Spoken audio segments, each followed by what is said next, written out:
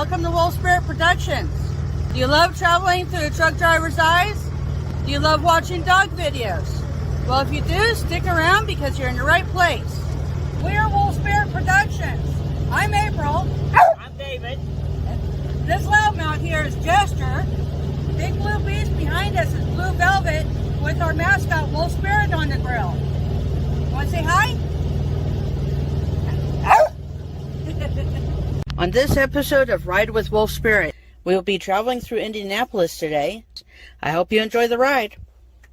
You start your ride with us at the Petro in Weatherford, Texas.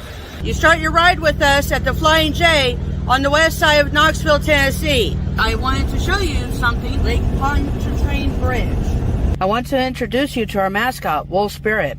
He's currently dressed up in his spring decoration. He's currently dressed up in his Flag Day and 4th of July decoration. When we say you're riding with Wolvespirit, this is who we're talking about. Jester's house. Jester, say bye to your fans. Beef trachea.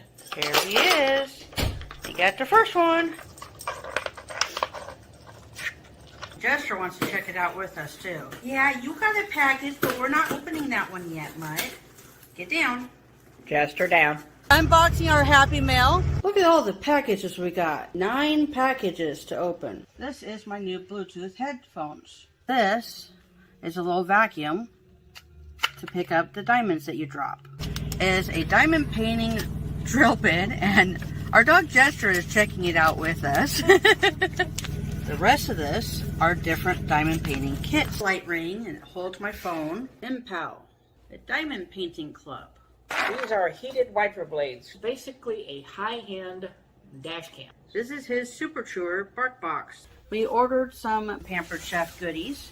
Projects that we work on while we have off time. The Kentucky Down Under, Adventure Sioux, and Mammoth Onyx Cave. Tomorrow is Mother's Day. Happy Mother's Day to my mom. We're going to upload at least one new video weekly.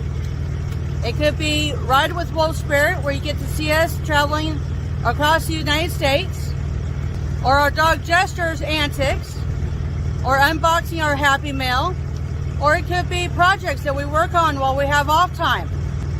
The general public doesn't understand what a truck driver goes through from day to day, so we want to share that with everyone. So if this interests you, smash the subscribe and bell icons to get notifications of new content. Thank you for watching, and we'll see you in the next one. This is usually where I say I want to introduce you to our mascot, Wolvespirit, or Roadkill, since he took the place on the grill when Wolvespirit had an accident a while back. But we don't have either one on the grill right now. We have Summer and a flag bunting on the grill for Flag Day, which is June 14th, and 4th of July, which is coming up soon. Then we also have little pinwheel, and it's a little bit breezy right now. Got that on each of the hood mirrors. And one more thing back here.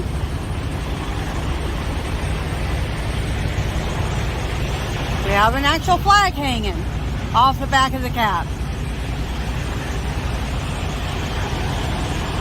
So that's how Blue Velvet, what you are riding in when we say you're riding with Wolvespirit.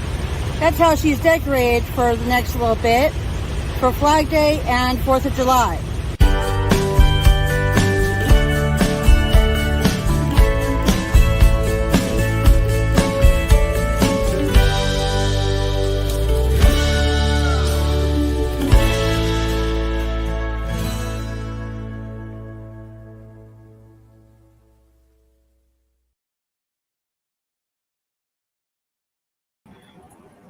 Hello guys, welcome in Wolvespirit Productions on another live ride with Wolvespirit.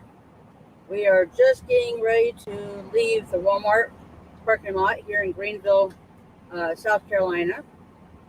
Turn left and then turn right in 30 feet.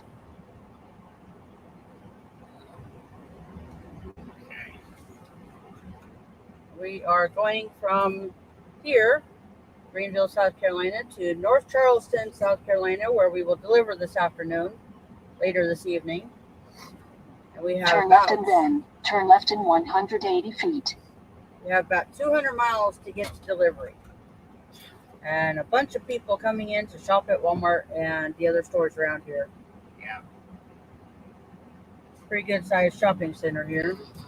We're a cluster because there's so much here. Yeah.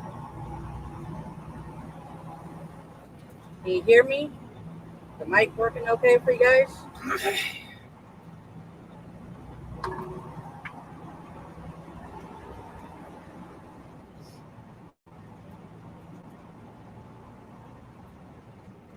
Don't forget to vote in the poll that I put at the top of the chat. It was suggested a couple of lives ago to do a Facebook group, or I've also been thinking about doing an email list to let everybody know when we're planning on going live. Hey, Robin, welcome in.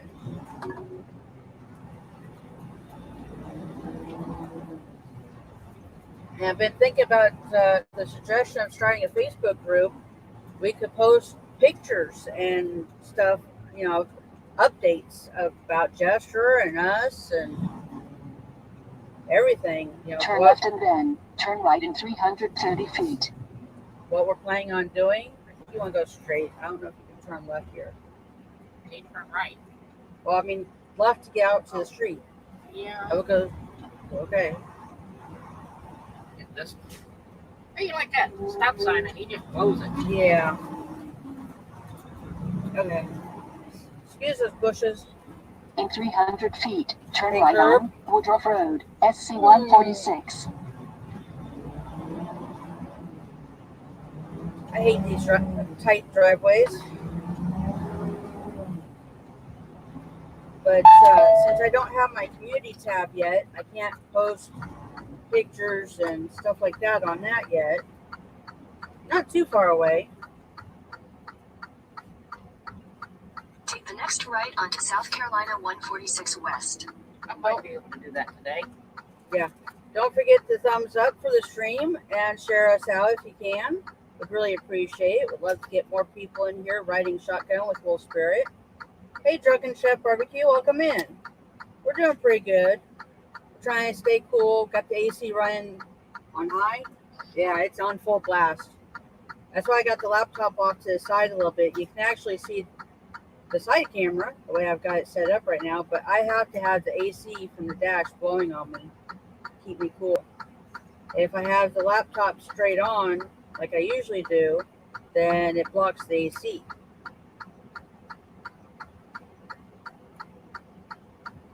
Drunken Chef Barbecue said, safe travels. Thank you. Everybody's saying hi to everybody. Don't forget to vote in the poll that I pinned at the top. So far, we have 1 vote for email list and 3 for the Facebook group. Basically, that's so that we can give y'all announcements on when we plan on going live, when we have big stuff coming up. I'm working on a few mini-series of videos that I can announce once we get those ready to go up, start going up. And it's going to be over several days that these series will go public and everybody can see them. Post pictures. If it's the Facebook group is what we end up doing, post pictures of Jester. Everyone loves Jester, thinks he's so cute. He thinks he's a mean dog.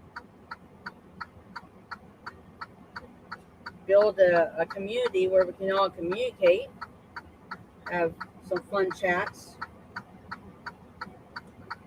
more opportunities to do polls in the Facebook group. Hey, Cooking with Miss Brown, welcome in. She said, hello, blessings, everyone. Yeah, this intersection is a nightmare. And the light is way too long, either direction. Yeah.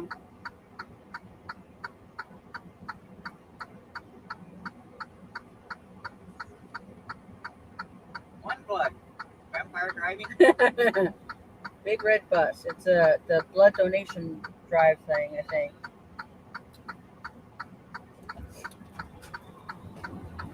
Okay, finally we get to go. We're just leaving. In a quarter mile, turn left onto the I-385 South ramp to Columbia. When GPS starts talking, I can't talk. You can't hear me. We can't hear it. It's just a big mess. But in a quarter mile, take the entrance to the left on I-385 South, I-385 South.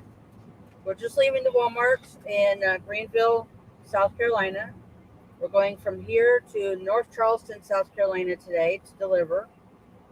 We actually just picked up about 10 miles ago in Greer, South Carolina, right around the corner here. It's a red car. Right there. When I said right there, it was right there. The slow lane. He's blind. It was there. In 700 feet, take the entrance to the left on I-385 South, I-385 South. Yeah, that one too.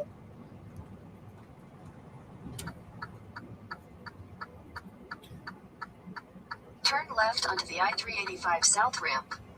I hope everyone had a good weekend.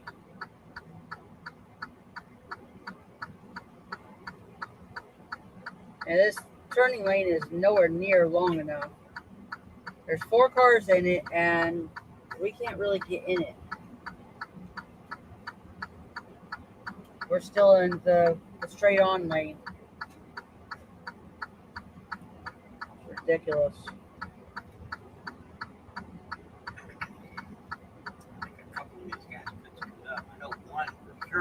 Yeah, the one right in front of us could scoot up a little bit. A couple feet at least. Easily. I'd say more like 10 feet. I can't judge distance. I'm 13 feet behind him, and I think he's further behind Yeah, me he is. than I am. Jeez. He's like 15, 20 feet. Uh-huh. Oh, there goes the light, so we can go.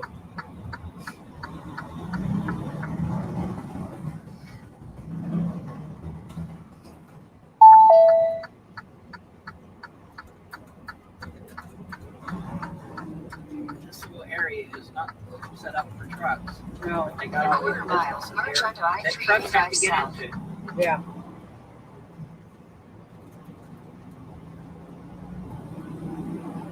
We have about 200 miles to get to delivery. Our current ETA is 5:35 p.m. Eastern Time. Basically, we get there as soon as we can and deliver. And then we've already basically got our next load Continue planned. on this road for 91 miles.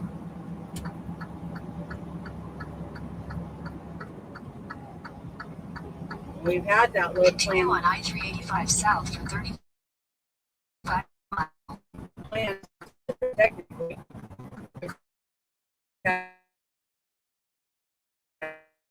Gil, welcome in. So we did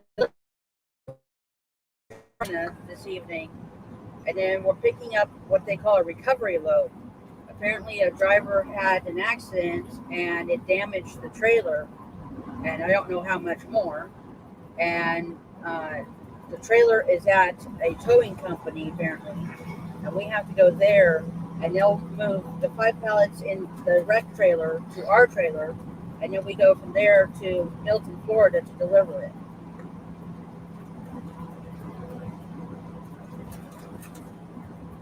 And probably deliver tomorrow, maybe Wednesday morning. I don't know the schedule yet. Robin said, oh wow. And this is not the first load of that kind that we've helped with. 2 companies ago, a reefer company we were driving for, they had a driver that decided was it Utah? It was Utah. He picked up in Utah and decided, well, he's going home to Maryland. Yep. Yeah, Maryland. And his load was delivering in Oklahoma City, Oklahoma, and Dallas-Fort Worth, Texas. But he wasn't going that way. He decided he's going to disconnect the ELD device that and some other computerized stuff from his truck so that the company couldn't tell where he was, what he was doing, and everything.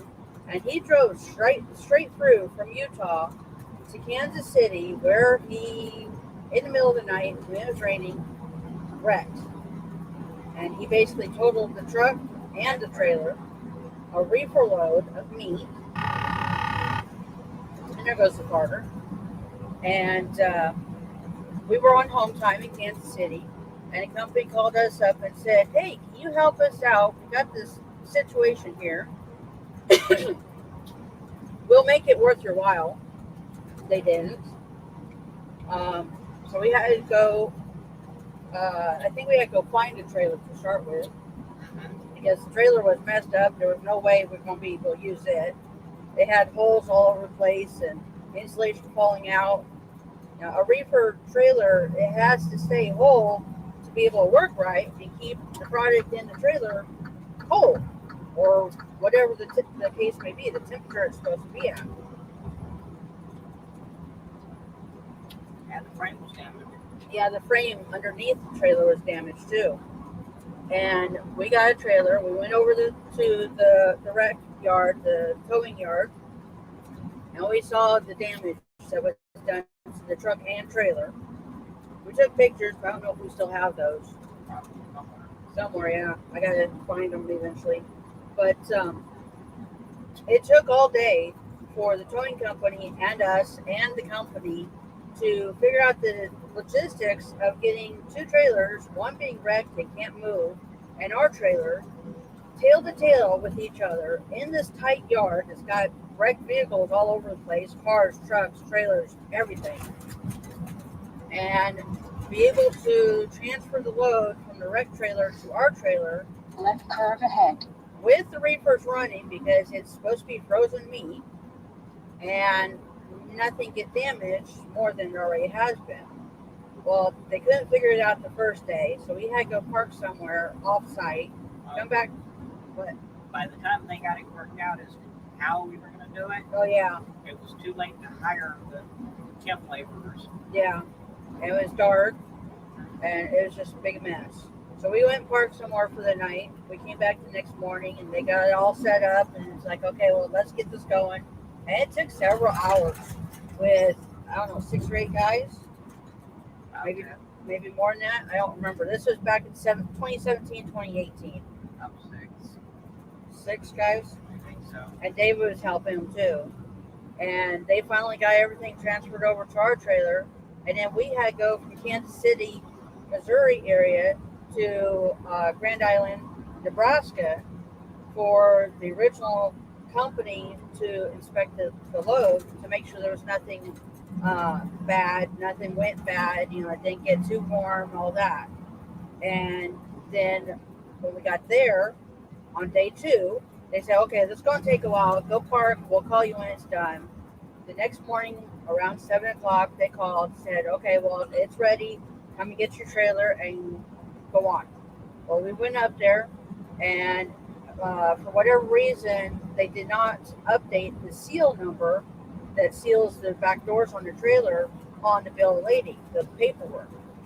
So we sat there for another 2 or 3 hours waiting for the shipping clerk to get off her butt and come to the guard shack and sign off on the seal change. And then as soon as that happened, the company that we're driving for, they set up the appointments as 2-stop delivery in Oklahoma City and Dallas-Fort Worth, and they set up those appointments.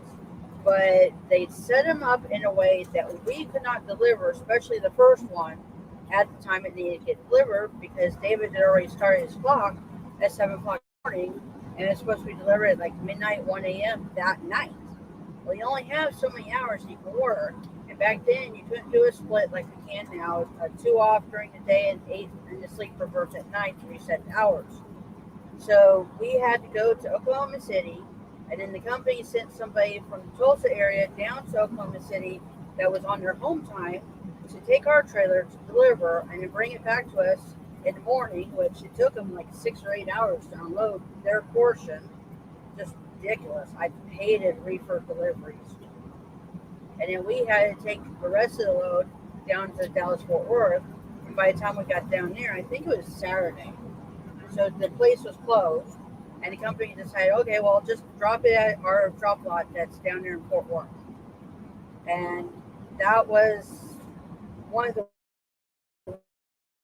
we've ever helped on, and they didn't make it worth it. That was 3-4 days worth of mess. Yeah. I think I just like $500. Yeah. The camera setup is amazing. Charlene Hill, thank you. Hey, Lori Steck Time, welcome in. Robin said frozen meat. Yeah. I don't remember which kind of meat. Beef? Yeah, I think it would be. Yeah, I think it was beef.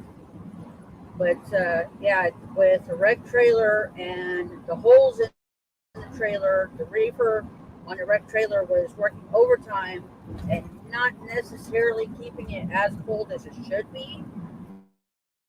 But the company that we took the trailer to, or the load to in Grand Island, Nebraska to check out, they made sure everything was okay before they allowed it to be delivered. Hey Nora, welcome in.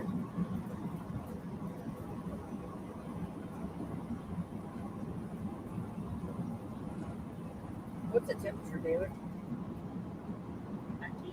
90? Yep. 90 degrees here in Simpsonville, South Carolina, which is where Randy says we are. Simpsons from here. I live in Springfield. Yeah. And we started at the Walmart Supercenter in Greenville, South Carolina. We're delivering this evening in North Charleston, South Carolina. About 200 miles for this trip. Oh, and I can show you what we're hauling this time. Who recognizes what this is? Pull myself up a bit.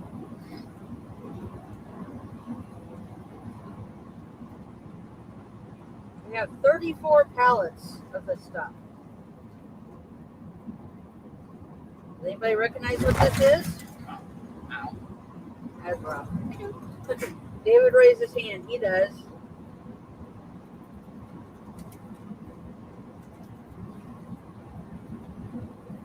Which state are you in now? I didn't get that. Robin said cardboard. Yes. Is this a corrugated cardboard? It's corrugated Yeah, cardboard. corrugated cardboard. And we are in South Carolina. Packaging material. Yeah, packaging material. Boy. I don't know why I keep repeating what he says. You guys can hear him now, since we have the Blue Yeti mic. It's sitting on the dash kind of between us. And Nora says squishies. Kind of. Light load? And yeah, because the Raycon said it was supposed to be 30,000 pounds, and the bill of lading after we got loaded says 6,000 pounds. And that's about what it is. It's like, Yeah, it's pretty light. Better fuel mileage, which is awesome. Looks almost like a honeycomb. Yeah. That's the way it's made, because it's designed to fill cardboard boxes with relatively stiff material. Yeah, it's pretty stiff. Trying to squeeze it takes a little bit of pressure. Hurry back, Robin.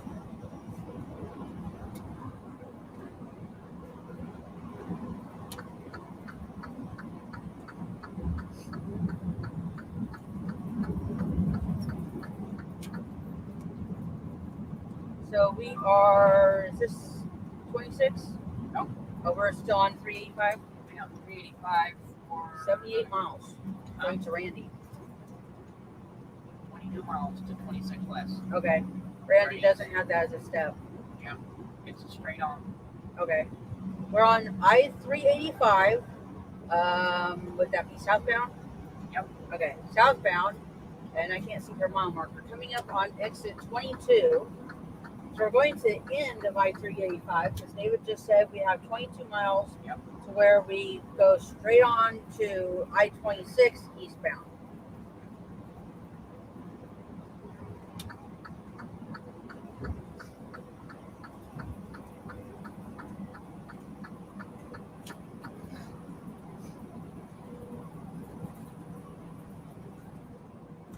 I got a trailer full of packing material. Yeah.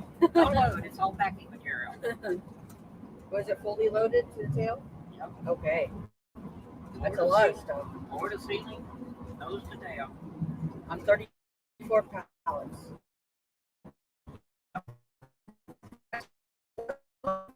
Material. Anybody? It's a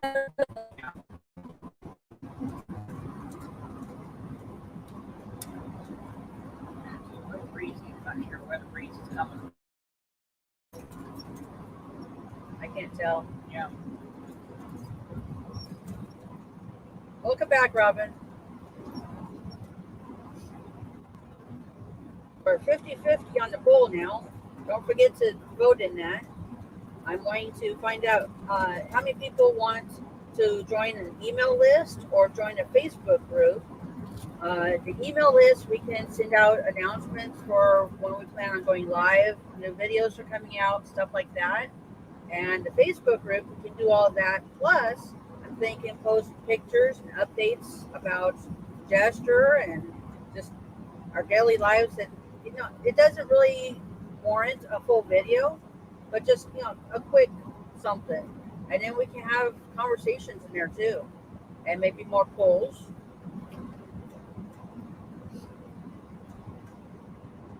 I can give some sneak peeks of what's coming up. I'm working on a few mini series of videos right now. The first one I'm trying to get back into working on, it's almost a year old, but I had some corrupted video problems. So I'm trying to work on it again. It's a series of Ride with Wolvespirit where we were on this, the same load for 4 days in a row. And we started in Washington, and I believe we delivered in Minnesota. And it's just showing, you know, beautiful scenery that you don't get to see very often. And we don't go to that area very often either. Washington, Idaho, Montana,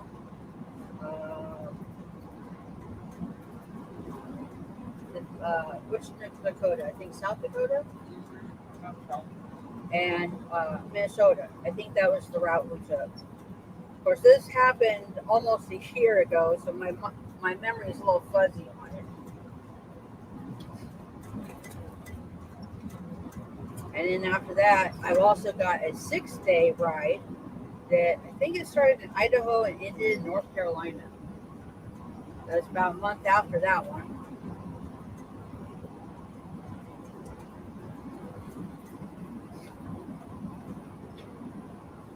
And then we have some Lego builds. A couple of those will be multi-video series. They'll be pretty short though, each video.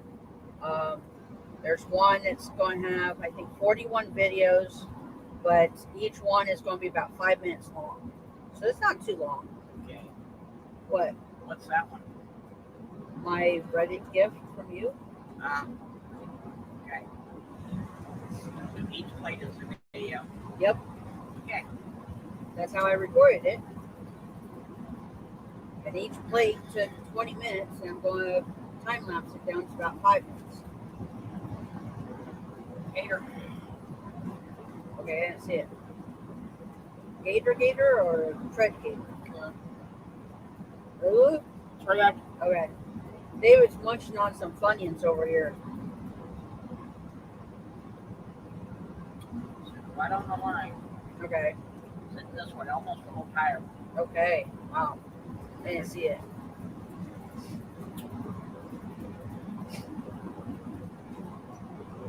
That's a cop this way. Okay. That's a silver car. Yeah.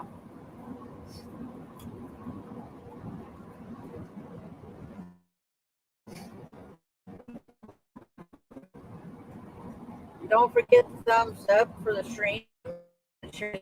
Would really appreciate it. Would love to get more people in here riding shotgun with Wolvespirit. Spread the word that you know a trucking couple that has a multi-camera setup, so you can see a lot more than just right in front of the truck.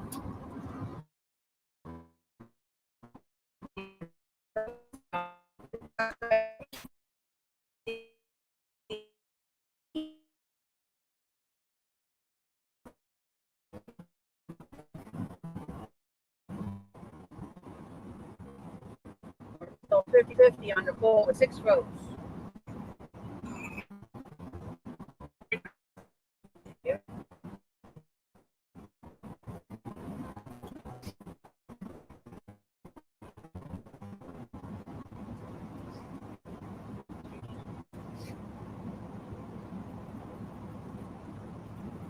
So what did everyone do for the weekend?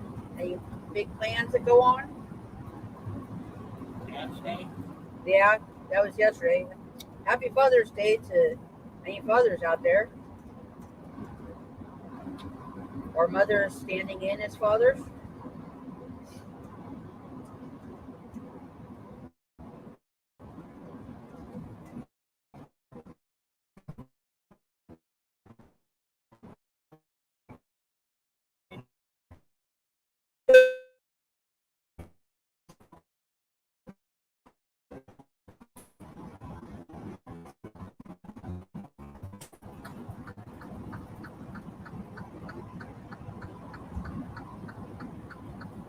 And as you can see, David moved over to the left lane to go around that red minivan that was on the shoulder. We always try to move at least one lane away from any vehicle, whether it's an emergency vehicle or not, that's parked on the shoulder. You never know what's going on with that vehicle. So there's a family there. They got a flat tire that broke down, whatever.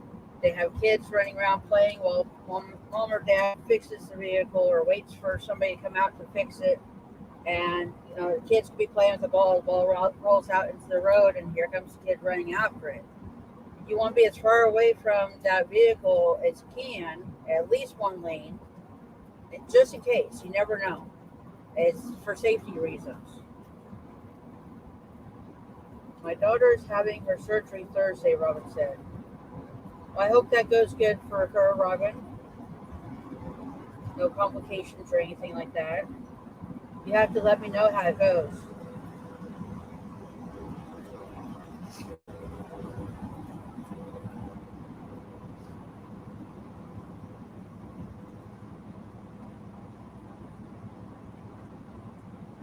And also when there's like a tow truck on the shoulder picking up a vehicle to tow it, that tow truck driver is walking around hooking everything up, and the driver of that vehicle might be walking around or something, standing there.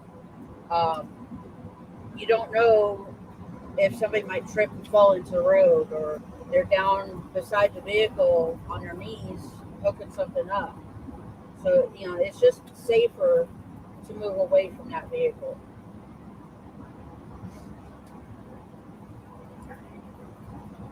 Tow truck driver concentrating on hooking up the vehicle. He may not be paying attention to what's going on in the road. Yeah. And if you can't move over because you have vehicles beside you, slow down. Put 4-ways on, the hazard lights. So it warns people behind you while you're slowing down. Because they might not have seen what's going on.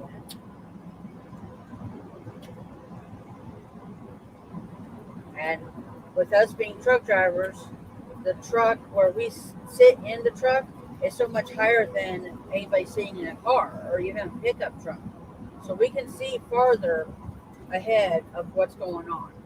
So if you see a truck with 4-ways on, it might be because there's something going on ahead that you need to be alert about.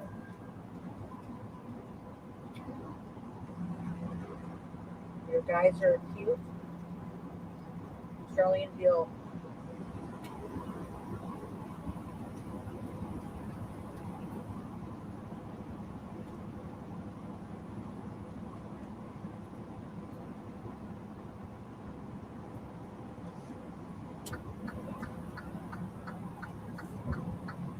Jasper. He's laying in his house being a good boy. Yeah, good boy. Let's see.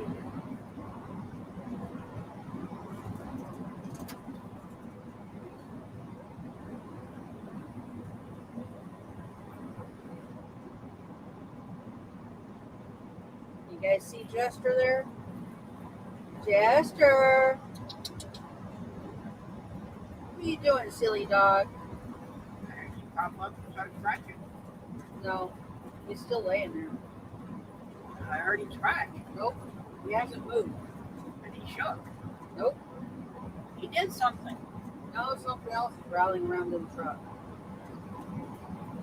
He hasn't moved. He's got his nose there in that front corner. Muffin Mom. Okay. That muffin man? I don't know. Can't see the second word.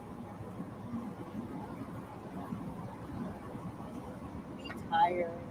Taking a nap. Lazy dog. Like he's tired. He ain't done nothing yet. I know. Robin said, Jester!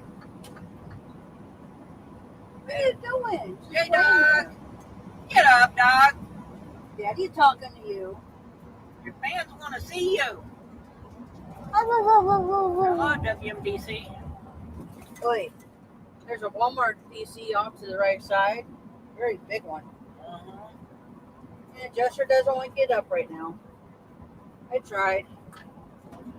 6014 and 2076. Okay.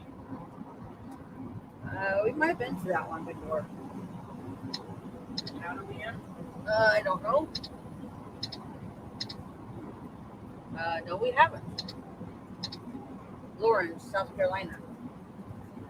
That's what Randy says anyway. I've heard that one mentioned, but we've never been there.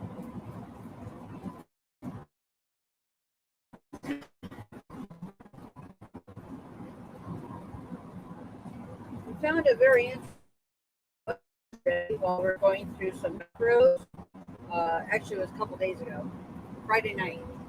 And it's HM, no, not HM, was it? hmdb.org. And with that website, you can search for different historical markers all over the country. We saw one on a back road, and we only got a glimpse of it, so we were wondering, what was that historical marker about? So I found this website, and I think there might be an app for it too. Hey LB, welcome back. Still out running around, but wanted to say hello. Well, thank you, I appreciate it. Anyway, this website, you can search with different search terms. You can tell it with city, county, state, zip code that you're searching around or in, and it'll pull up the historical marker and give you all kinds of background information about it. And the text off the marker. Yeah, it'll show pictures of the marker. It has it typed out what the text says on the marker. It has links to other websites for further reading on the information, further background. That was very interesting. I'm not as big of a history buff as I think David is, but sometimes that stuff is interesting to learn and find out, you know. Robin said that's nice. Yeah, I'm thinking we might use that in the future, maybe for some videos or something. We have the car in Tennessee right now, and we have found a few places that we want to explore when we have time and money. Tow truck. Yep, tow truck on the shoulder. See what I Or mean something. about him? Yeah, Paying Yeah. attention to what he's doing. yep. Yeah, it's a flatbed tow truck. He can just Go ahead. he could out of the blue step back because he's not paying attention to the road and Yeah. step into the road. Or trip, you fall. That too. But a couple of the places we want to explore and do videos of for y'all to see. There's the one of the best aquariums in the world is in Chattanooga, and also we started checking out something that's called Ruby Falls, and the falls are actually in a cavern. So eventually we're going to get around to being able to take the tour of that, and we can do a video there. And they also have an observation deck that you can climb up to and see all of Chattanooga and beyond, which is awesome. Be back on when I get home. Okay, LB, stay safe. We'll see you soon. So that's just two of the things we want to do videos on at some point.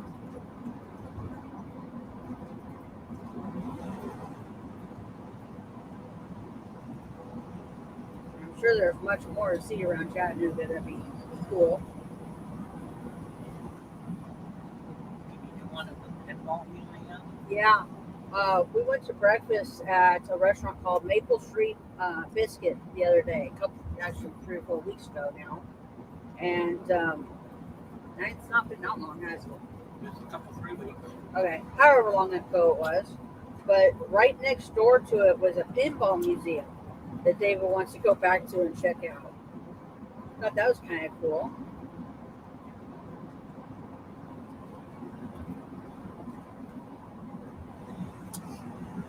Jeez, that red car is right on Mustang's butt.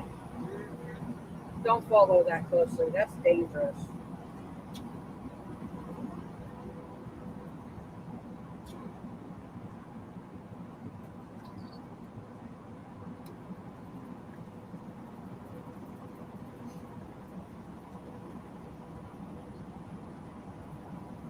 Ugh. What's everybody drinking? We got some plain water here. Drinking Smirnoff. No, you're not. Don't even joke about that, David. What would you do if someone at F2F watched this?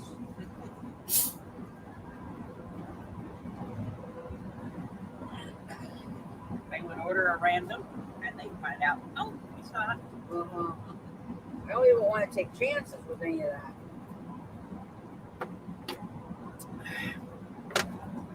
Did you pull that heart off your windshield? What? The heart that was by the bear. Okay. It looks all weird over there. Yeah, because there's still be. Robin's munching on some ice. The heart had just turned into a smear. Yeah. We have from February some jelly sticky window clings, and David wanted to keep a couple of the hearts around, and one of them just started melting and kind of like elongating. Yeah, I don't know what was going on with that. It melted. It's been getting hot. Ahead. I think we've been very close to, if not over, the triple digits. And the sun beating on the windshield is deemed very hot. The dash gets very hot. Merge onto I-26 East. If we turn 38 hours, we have to take all the electronics off the dash because they'll get too hot.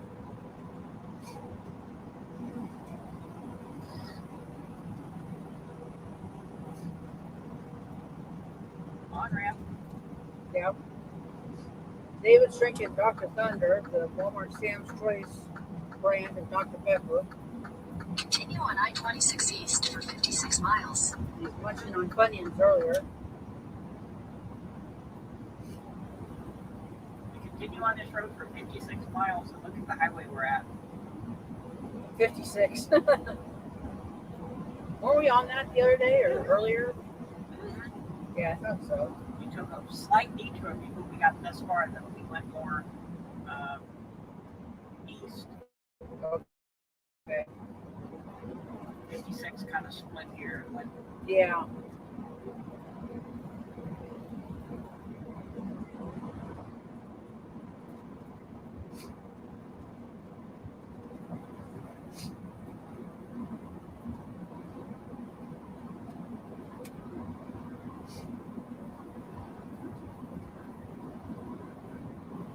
We're now on I-26. And we're coming up on exit 54, I-26 eastbound. We're 163 miles from delivery. About 54 miles from North Carolina. Okay. That's where this road is. Yeah, because east, the even freeways usually go east-west, and they start their mile markers on the west side. So we're going up in mile markers. Yep. And the odd interstates like 95, 75, etc., they usually go north-south, and they start their mile markers at the south end of the state. And they go up as you go north. It took me a while to figure that one out. Back in 2010, first time we got by in the truck, I think. Yeah. Yeah, odd runs south to north, and evens run west to east. Yeah. And where did the country start building from? Northeast. Yeah. That's kind of weird, I would think. Well, the U.S. highways run the opposite directions, basically. Yeah. And the interstates didn't actually come into being until the mid-50s. Yep. Mid-1950s. When President Eisenhower put it into law to build the interstates.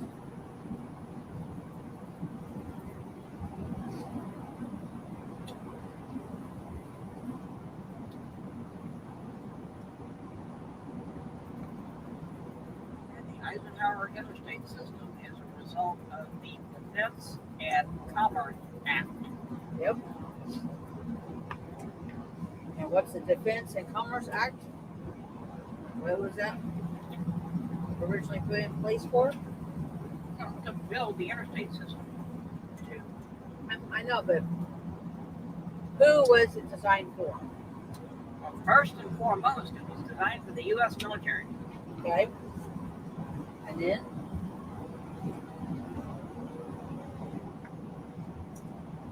Interstate commerce. So the general public originally was never meant to use the interstate system. It was not directly intended for them to use. No. Yeah. Rowan said, I remember when they were building the loop around Dayton, Ohio. 675. 675? Okay.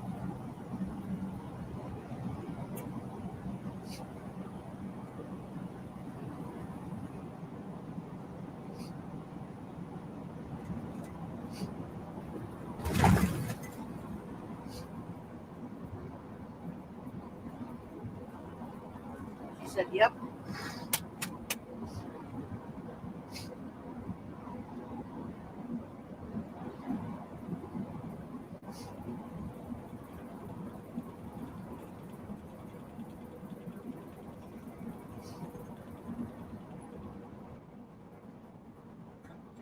I don't have any more new votes on the poll yet. If you guys haven't already, don't forget to thumbs up, share the stream out. Love to get more people in here watching or riding shotgun with Wolvespirit. I can't talk. David has an excellent memory. Yeah, it's called a lot of useless trivia in that head of his. He spews it out to me all day, every day. And the reason Eisenhower pushed this so heavily, said we really needed this, he was part of one of the first attempts, which they did succeed, to go across country in the 1920s, 1930s, I don't remember exactly when, as a lieutenant in the U.S. Army. Okay. It took him 2 months to go across country. 2 months. 2 months. And that takes maybe a week. Yeah, Well, if you're using hours of service like we have to, it'd be a week. yeah. And then as a general, he was one of the generals that went to Europe, and he saw the Autobahn that Germany had, and Germany developed it literally for World War II. Yeah. They designed the system to help them move their military material, whether it be their weapons or their support for the weapons they're moving forward, to move them rapidly from one place to another within their country. Yeah. And he saw that. And then when he came back to this country, as a military person, he started lobbying for us to create a system of highways like the Autobahn. Limited access, gentle sloping curves, gentle hills, and for the most part, they succeeded with that. Yeah. There's a few places in this country you can't exactly do that easily. No, Robin said, wow, I think how long it took in the 20s, 30s, a month to get across the country. mm-hmm. Yeah. Yep. Because back then, a lot of the highways, particularly when you got out west, where it was still a lot of undeveloped area, your highway was literally a dirt road, not necessarily even a gravel road, a dirt road. And with a lot of rain, what happens to dirt? Muddy. It turns into big mud holes. Yeah. I'm glad we didn't live back then.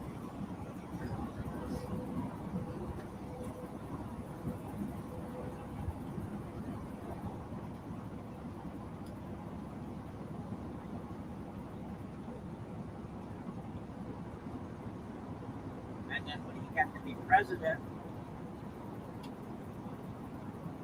he's like, okay, I'm in a position to make what I want happen a reality. But of course, everything in Congress has to be a compromise. You have to get everybody on board for your plan. So instead of being just a defense highway system, which is what he wanted basically military centers connected together. That's all he really wanted. Of course, he knew this when he started pushing it.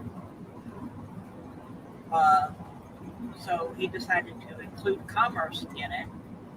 And what was supposed to happen was all of the big commercial centers of the country, the interstates were supposed to go close to them and then have spur routes off of the main interstate system into the town or around the town if they got close enough. Yeah. But the main segments, the 2-digit numbered interstates, were not supposed to go through any of the metropolitan areas. You see how that worked out. Well, some of those areas grew up around the interstates too, I would think. Some of them, after 50, 60 years. Yeah. And they grew because they took the interstate to them. They weren't as big an area as they were. Robin said Eisenhower was president when she was born. I think Reagan was president when I was born. Yep. Okay. Yeah. He went into office January of 81. Okay. A couple months before I was born. Actually, 2 months exactly to the day. I was born March 20th of 81. Yeah, I don't know when his inauguration was. It's not always the 20th? I don't think so. I don't think it's a specific date. I don't know. Thank you for sharing, Nora. I appreciate it. Did everyone vote in the poll? Still 50-50.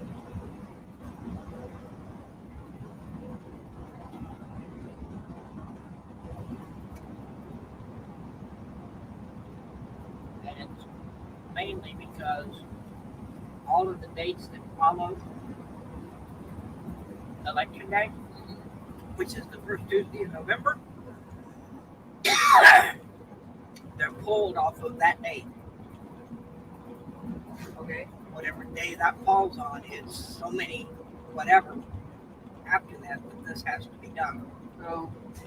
Robin said she voted for Reagan.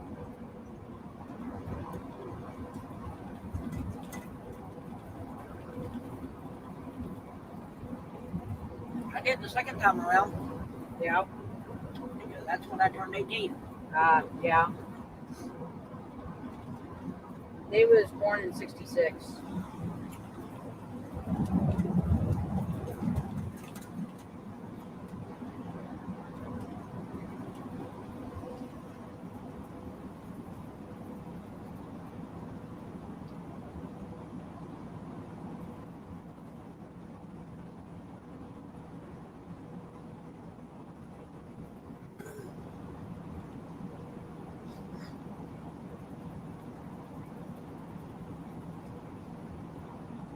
Robin said 1957 when she was born. Got 9 years on me. Yep.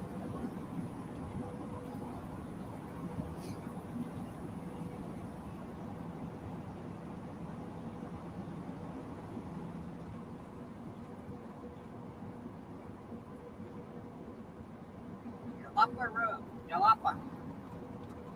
Okay.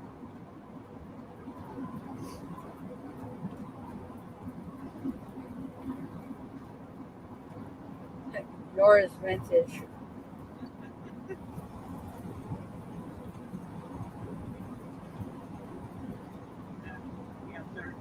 There's times when I'm always going, well, I wish I'd been born a little earlier. Yeah. Been around for these events that occurred in history. And then there's times Hello. That's too 35 close. feet. That guy cut in front of us at 35 feet, and there's somebody on the shoulder.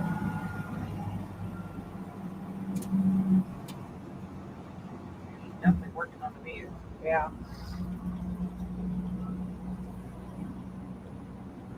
Robin called Nora a baby. I'm younger than Nora. And then there's times on the flip side where I wish I had been a kid later on. So some of the toys that came out later, Yeah. I could have had those toys from my childhood. Those toys are so cool. Yeah. Robin thinks the 70s were awesome. And unfortunately, through the 70s, I was 4 to 14. Yeah. That's the one I wish I'd been a little older. I wish I'd been about Donna's age, honestly. Yeah. His sister Donna was 6 years older than him. Born in 60. Yep. February 1960.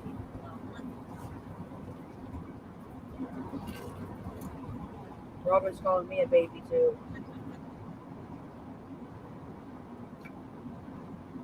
Real baby is back there, Gesture.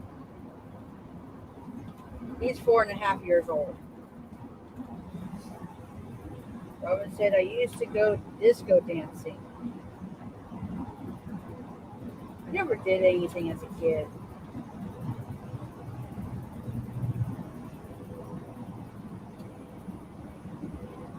Never dated, never went to parties.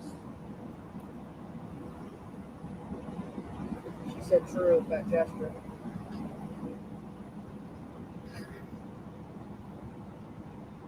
Depends on how you look at it. What? If you do the average and quote unquote dog years, he's 50. Yeah. A little over 50, actually. How can he be older than his mommy though?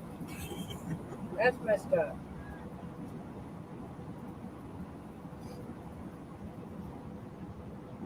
I saw that. I don't know if you guys caught that on the other side of the road. What's it called?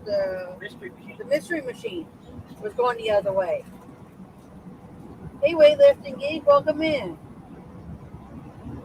Back your video up about a minute when you do the replay from this point.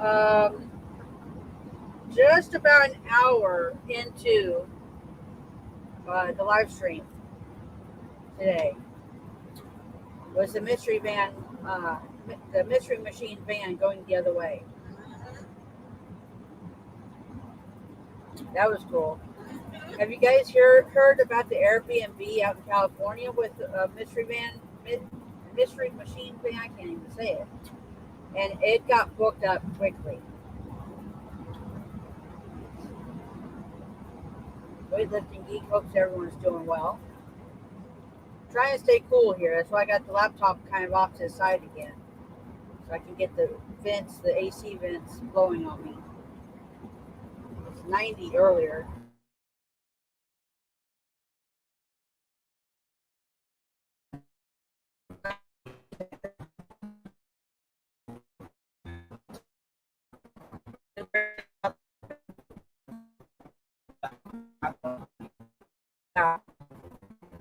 We're on I-26 eastbound.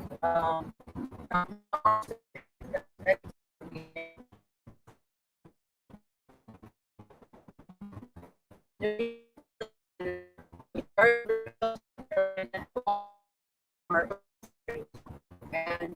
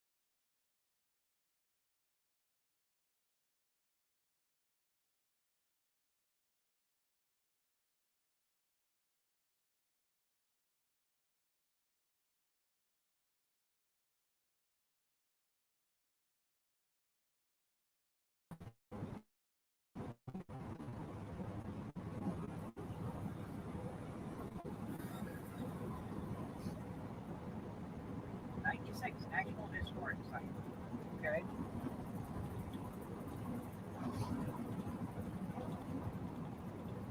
has anyone ever heard of geocaching?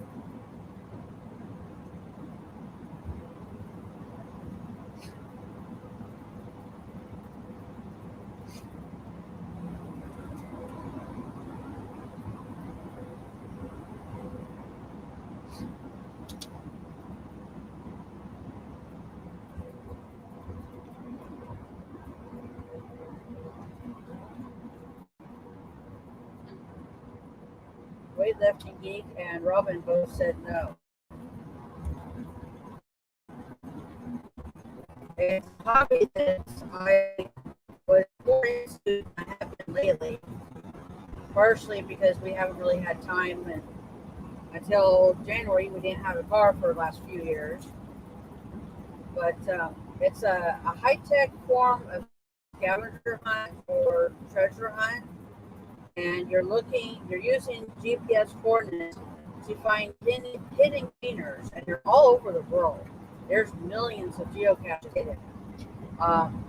It's a hobby that I started doing in 2008. I think that's about the time David started before we met. And then when we met in 2010, we found out, hey, we both geocache. So we've been doing it, for the first couple years, we were doing a lot of it. But last few years, we haven't done much of it unless there's one like at a Walmart where we stop or a truck stop or something like that. Or when we're home, we found a few. But that's something I'm wanting to get back into, especially now that we have the car. Oh, I remember you talking about it, Robin said. Yeah, I think I have talked about it a couple times. But A little less expensive to travel around with the car. yeah, definitely. Of course, right now, gas is still too expensive anyway. Even though it's $5 a gallon. We get 30 miles a 30 gallon. miles a gallon. Yeah, instead of 7 or 8 miles a gallon. It's Truck. $6 a gallon. Yeah. Way station ahead.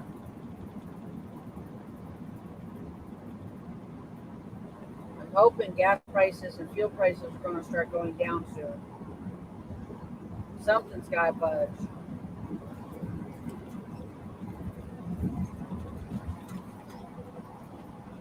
Gasoline is ridiculous. So is diesel fuel.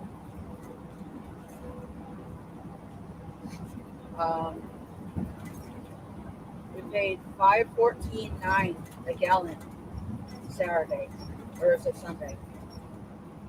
Sunday, yesterday. Yeah. Last Saturday, a week ago, we paid $5.78.9. a gallon. It's down in Jacksonville, Florida.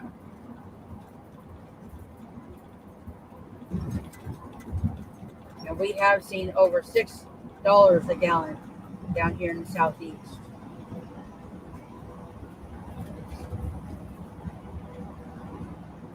What's really crazy is the big name truck stops, Pilot, Mike J, TA Petro, sometimes Loves. They're 20 to 40 plus cents more than a small truck stop right across the street. Robin said, I had a Prius once, brand new, and I was not impressed.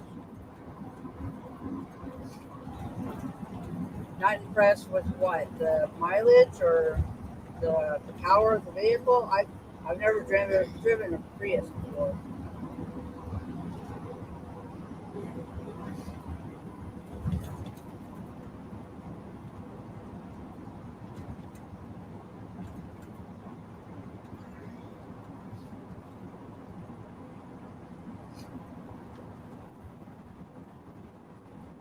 I got 57% on the email list now.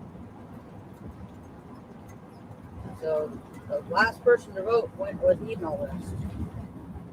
Power was awful, she said. I think they might have improved that. Okay. I think Prius passed me. Yeah.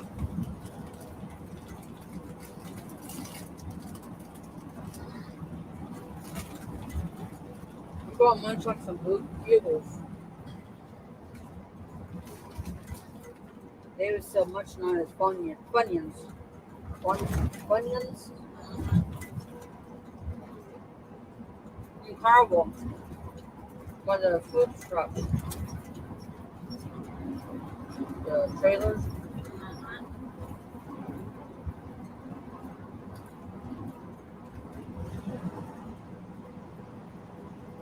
Robin has a Subaru accent now and she loves it.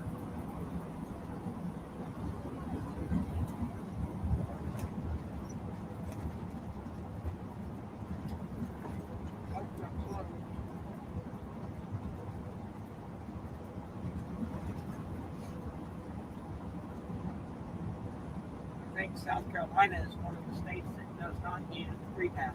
Yeah. Closed. Yay! The way station is closed, so we don't have to worry about it. Yeah. Yeah.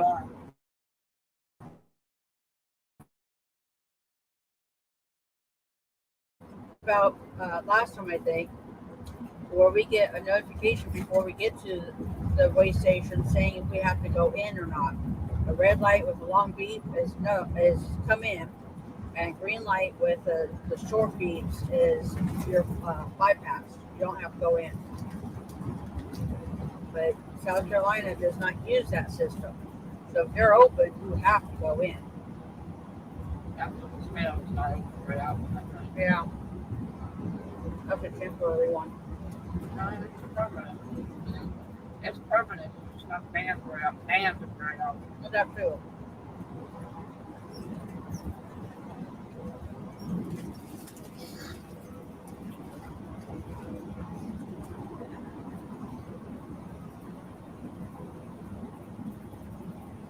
You gonna stop at the Pilot? Offer? Yeah, I hadn't even thought about it. What do we get? Car will Head ride. east on I-26 East. You got a problem with this trailer. That sucks. It's over there. You getting? What? What are we getting? The 1 liter Fijis. Keep right. Hurry back, Robin. I guess you keep everybody company. I run in and get the. Yeah. You got 3 or 4 over here. Okay. We're stopping at this Pilot right here. Pilot Flying 1,000 J. feet, merge onto I-26 East.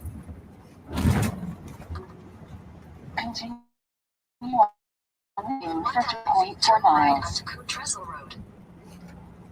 Okay. Coon Trestle Road. I can see their fuel price. Turn right onto Coon Trestle Road.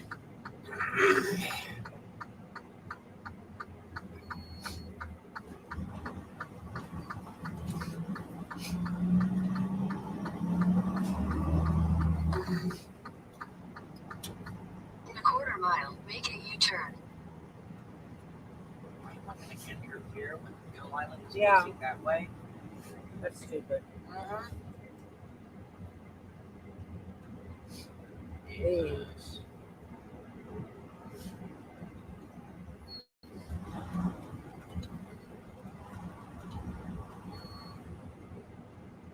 Epco.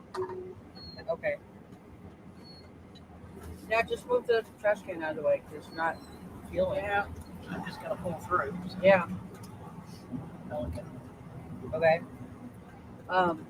We're stopping here at this pilot. They have an app for professional truck drivers, and they have offers daily. And Head today's southeast toward Marketplace Avenue. offer is buy one get 1 liter Fiji water for the second one you get for $1 instead of full price. I think it's like $2.99 for the 1 liter. And we do some of the offers, and we save money on it. There's another offer today, but since I'm not going in, I guess I don't get it. You get a free banana when you buy a Nestle milk, like chocolate milk.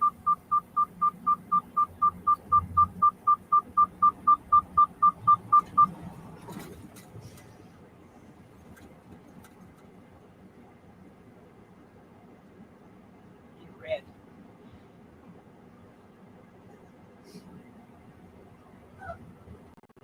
Oh, put the garbage can Yep. back. I was going duty before I do it. Yeah.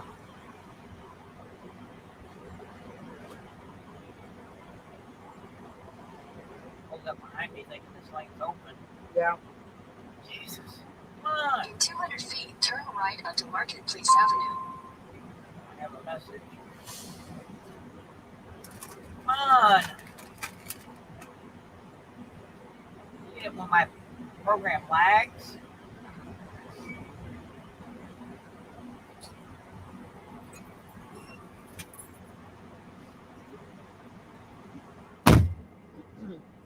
A couple of the other offers that Pilot Flying J has every week on Tuesdays, they call it Tuesday, and you buy one get 1 20-ounce Mountain Dew, and that's the day I get the only bottled sodas I ever buy every week.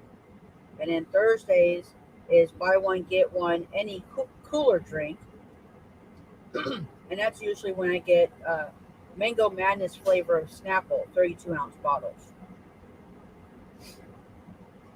And then they have other various offers throughout the week. They have, There he goes. yeah, they have offers that last the whole week from Monday till Sunday. And sometimes they're multi-use offers.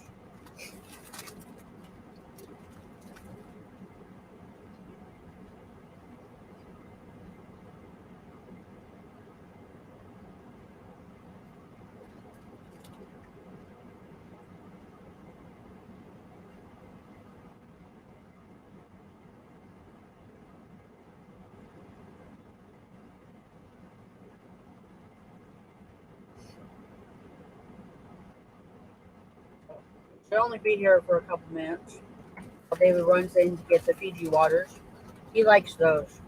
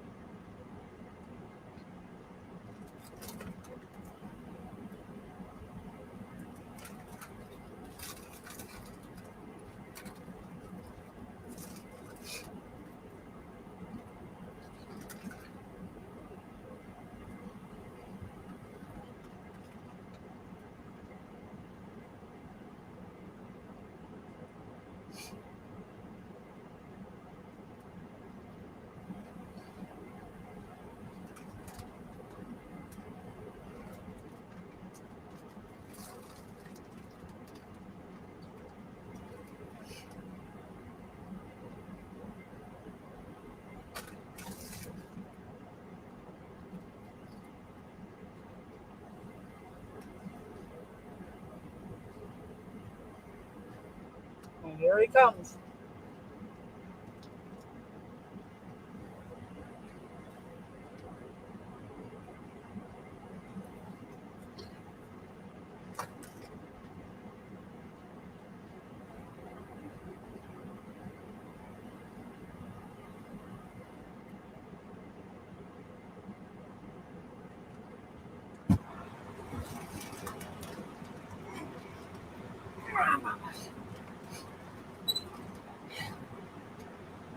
Hot out there?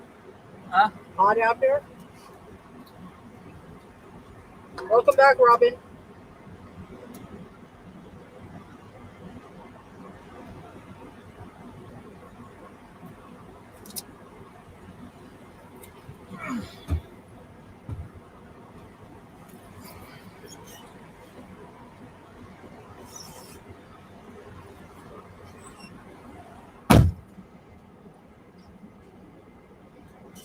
Oh.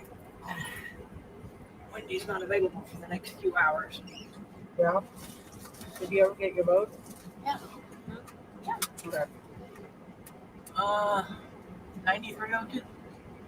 Oh yeah. Just making sure. Just making sure you had that number. Yeah. Thought I'd given it to you. I couldn't remember. Okay.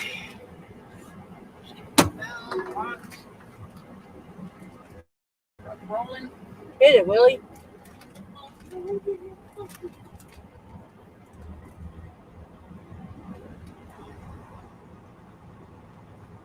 Randy says we're in 150 feet, turn right onto Marketplace Avenue. Sam's talking. Randy says we're in Prosperity, South Carolina.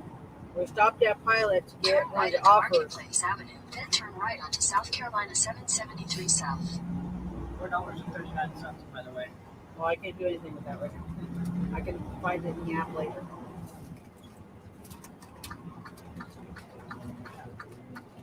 Take the next right onto South Carolina 773 South.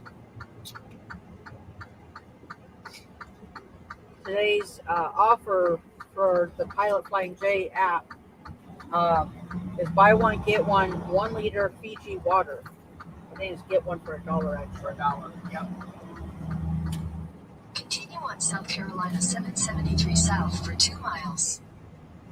In 900 feet, take the entrance to the left on I-26 East.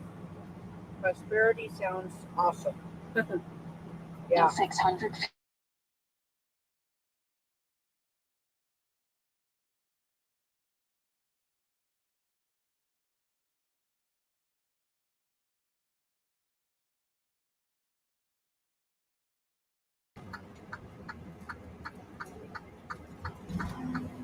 There's a golf course over there. Yep. Somebody's on their golfing too.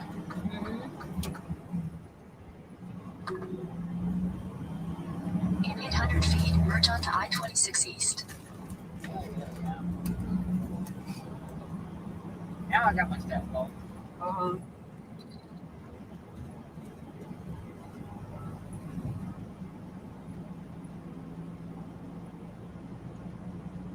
Continue on I-26 Continue East for on easterly 25 for miles. 25 miles.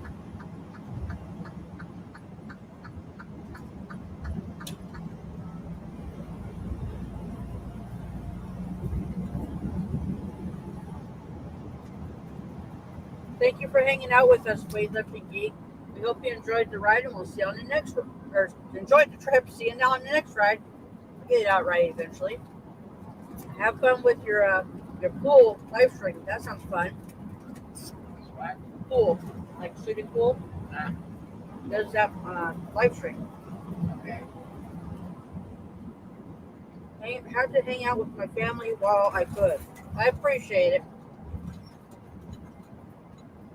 Slow traffic, 3.5 miles ahead. Okay. We got a crossover coming up. They're working on the eastbound side, so they have to take us over to the westbound side. 16 miles. Boy.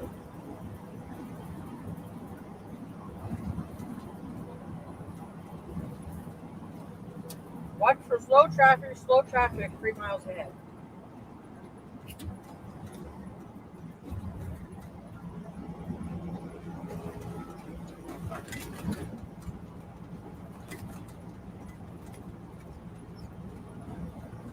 So much slow traffic they had to say it twice in a row.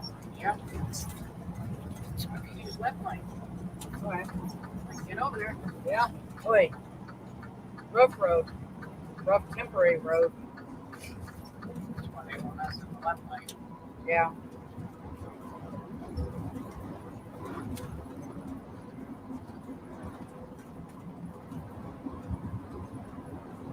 It's amazing to see how thick that concrete is. Mm-hmm.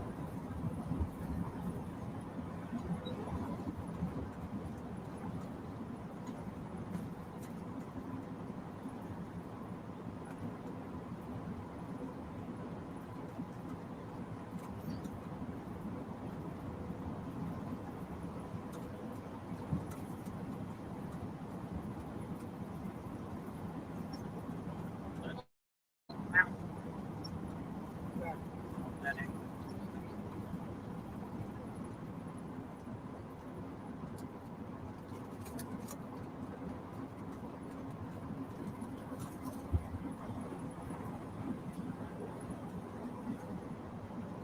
Yeah, I see some orange on Sam's map now. All right. Road. What are you over there? They went to Carter again.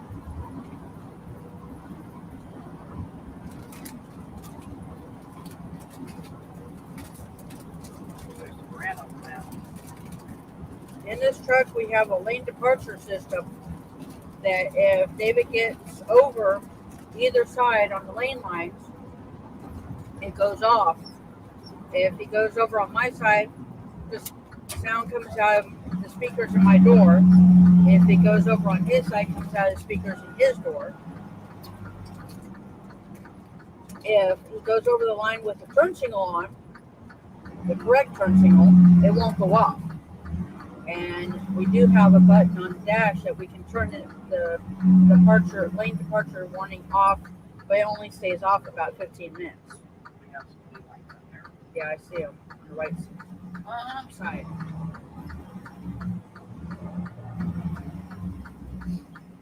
Probably can't see it in the video, but there's a cop up ahead in the right lane apparently.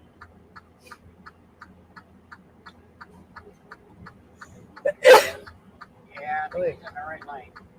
Yeah, that's what it looks like. And I hope they don't need to get emergency vehicles through here because traffic's a mess. There's an ambulance. I doubt he's going to that. If he was, he would have to wait. Yeah, and he would be keeping moving, not stop right here trying to move over.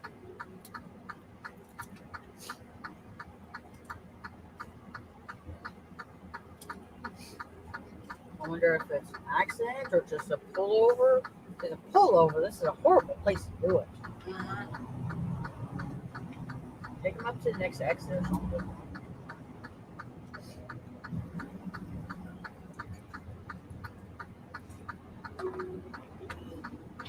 Speed trap ahead? Is that what you say? No. Just blue. No. Come down the wrong side of the road. Oh, yeah. Kind of on the wrong side of the road right now.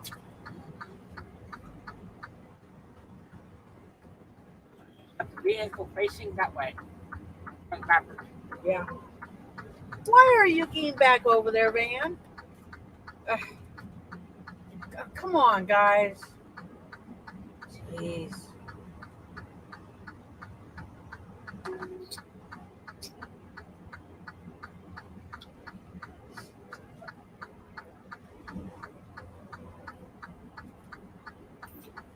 Down the middle. Yeah. Michigan plate. Florida plate. Florida checking on us for the next load.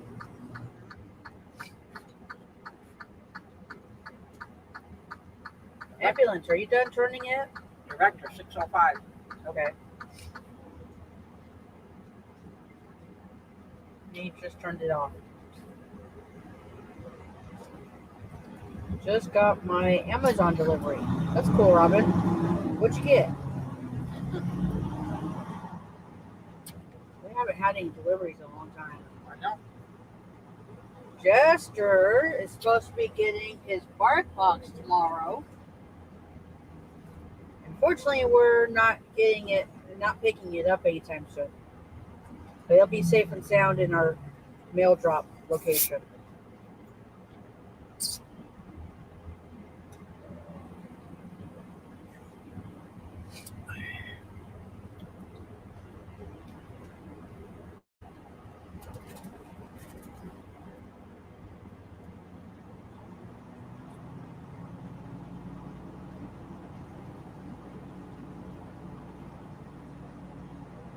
Funko Pops. Lilo and Stitch. Cool.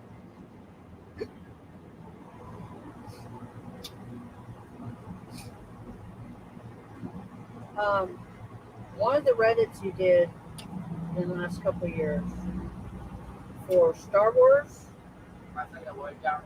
you sent somebody, was it Han Solo? One of the Star Wars characters, Funko Pop, and they sent you the same one. Thought that was funny. Or somebody else sent you the same one, Somebody actually. else sent me this. Yeah. Head northwest on I-26 West. East? Sam's got us going the wrong way. Yeah, I'm on the west side of the freeway. Yeah? Well, the east side is kind of torn up right now. Yep.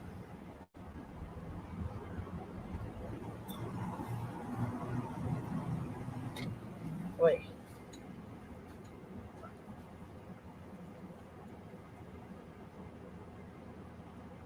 Arcade bastards.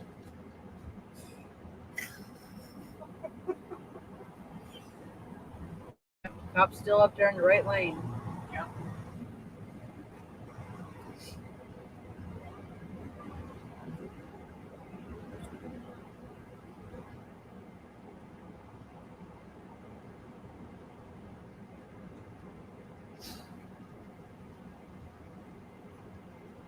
I would have used the voice from Costello and say, instead of what he always said, "Hey, idiots!" Okay. Another voice about From what? Abbott and Costello. No, I guess not. Hey, Oh, Abbott! God, yeah.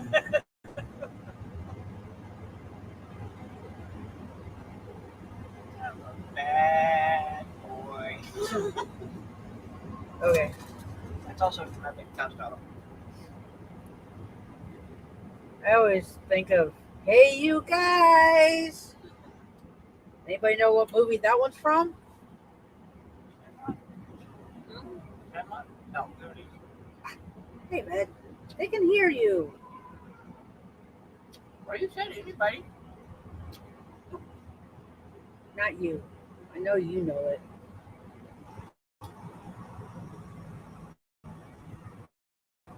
Flatbed up here is playing blocker. He's not letting anybody get by him because the right lane is closed. Robin doesn't know. Goonies. The deformed guy that was the son of the bad lady, the robber. Uh-huh. She dropped him when he's a baby, according to the story in the movie, and his face got all deformed. Oh yeah, she said. I love that movie. God damn.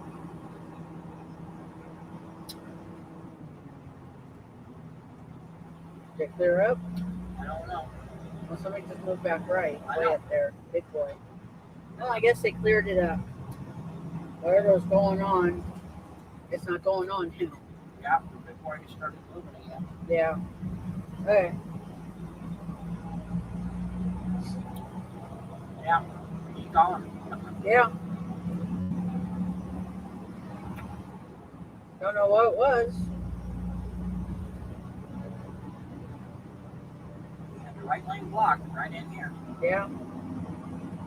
It's like right next to where this pickup is on the other side. We stopped for a chat. Yeah, that's ridiculous. I don't see any sign of anything that happened there. Yeah. Have you ever seen the movie The Long, Long Trailer? I don't think so. I don't recognize that name. I think I've heard of it, but I don't think I've ever seen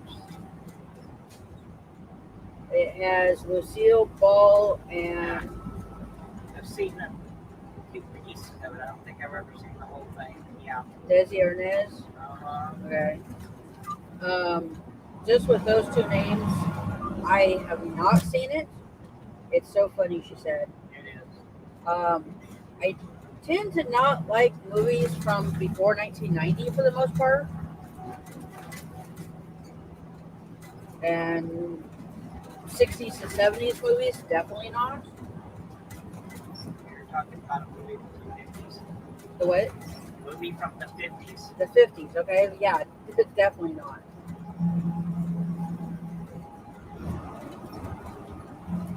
Way before my time.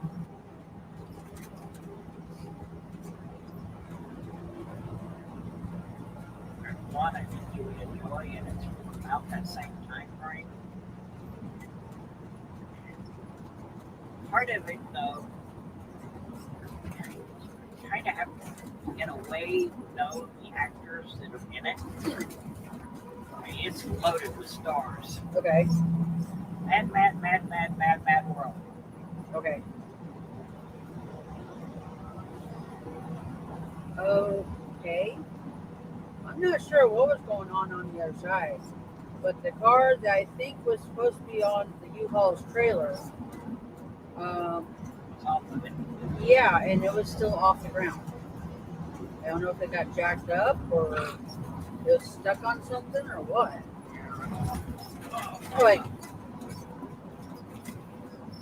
I even like silent movies, she said. Oh yeah, that's a very funny movie too. That one I can't go with silent movies. You can't do silent movies? No, really, no. I did one in the 90s. Good. It wasn't exactly a silent movie or an old silent movie. It was like a documentary, I think,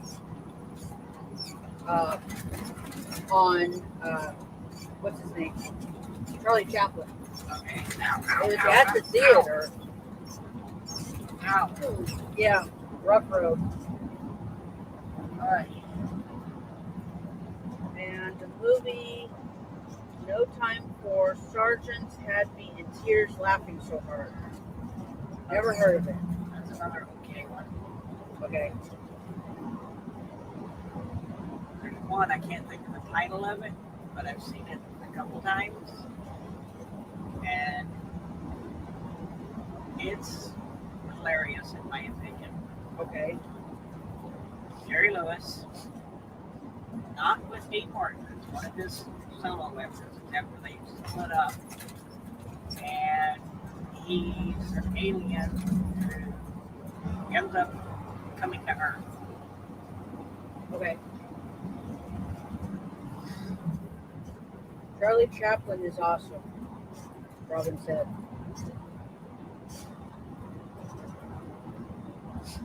I can watch some of the clips, but I can't watch the whole movie. Yeah. But, he's an alien and actually a kid, as far as what we would consider. But they age differently than we do. So he's an adult from what we would judge. Yeah. But he still acts like a kid. Okay. And what Big brings, flat shoulder. what brings him to Earth Triangles are close.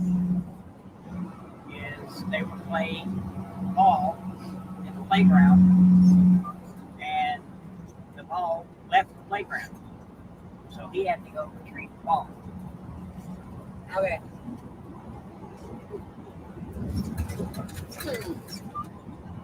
Sounds familiar, Robin said.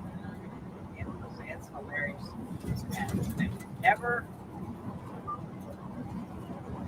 seen it listed on any of the collections that they sell at like Walmart and the various other stores. I've never seen it. The original Nutty Professor. Yeah. That was Jerry Lewis. Okay. That's not the one I've seen. Nope. You haven't seen the original. Okay. I thought the one I'd seen was the original. Nope, not Eddie Murphy.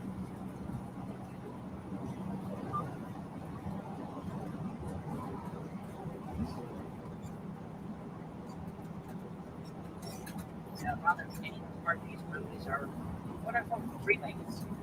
Yeah.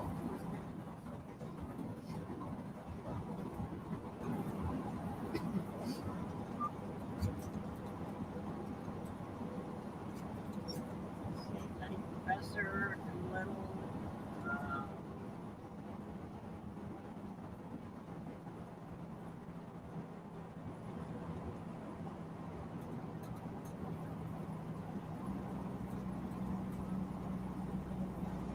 I'm trying to think of a couple more that I know are remakes. Older movies are great, Robin said. They can be. Yeah. Batteries not included. Yeah, that's an older movie. That's an 80s movie.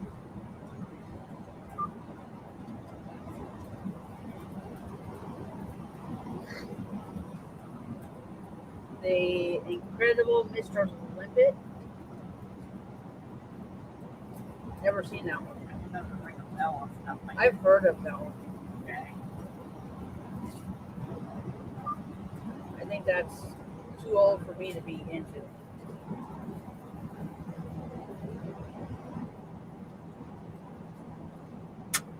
Wait, what was that? I don't know.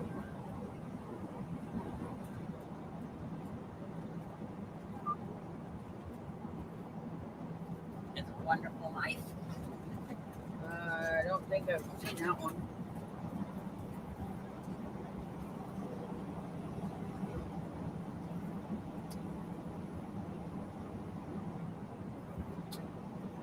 We have over 1,100 movies on DVD and over 400 seasons of various TV shows on DVD.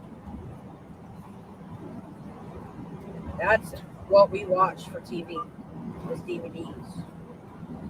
The Ghost and Mr. Chicken, both Don Knotts movies.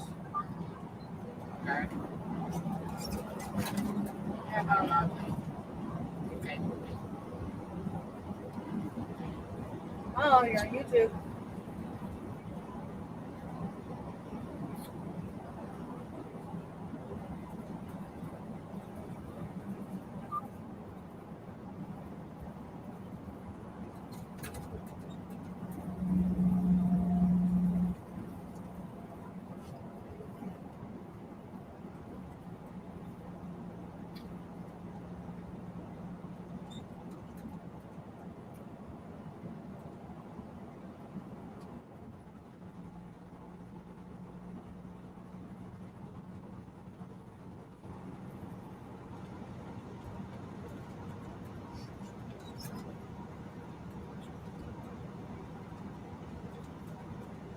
According to Randy, we're in Irmo, South Carolina.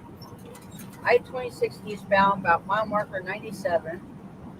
At least we're back on the eastbound side of the road. Yeah. And we have 119 miles to go.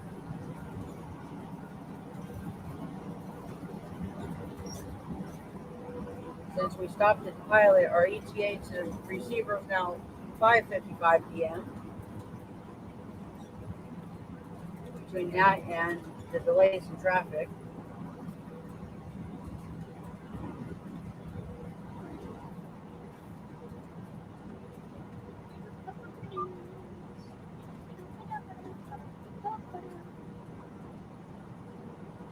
but don't follow. Uh, trucks that- Guys, don't follow trucks through here. We're exiting. I guess. It says trucks exiting. We're a truck. We're exiting. Right? No, we're not exiting. We're not a work zone truck. Work zone vehicles only.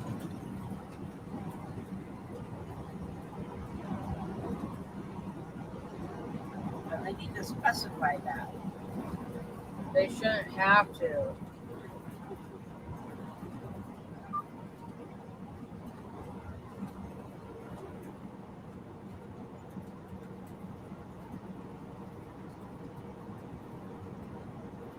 Oh, you're on YouTube.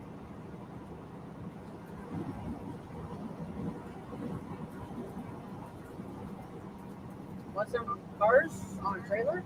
Yeah. Guy just dropped his gooseneck there.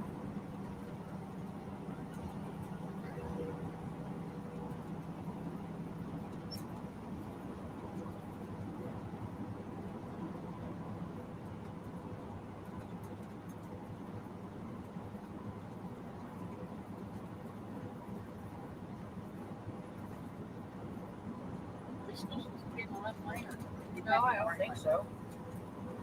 That was back there on the crossover. Yeah. We're technically on the wrong side of the road.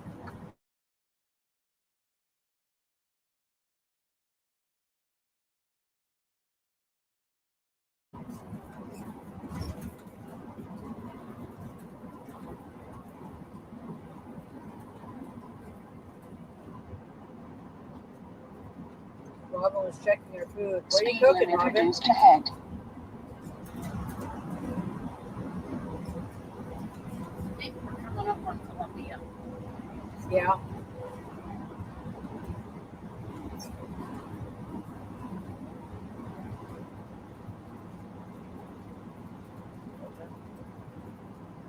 Columbia to Capitol, right? Yep. Also the thumbnail.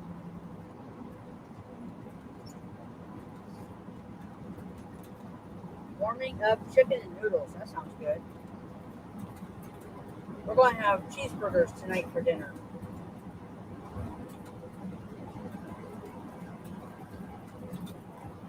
Here's exit 101A. The digital sign beside it. Uh-huh. Exit 101B ahead. Yeah, that one Yeah. right there. Fake? Usually. Yummy, she said.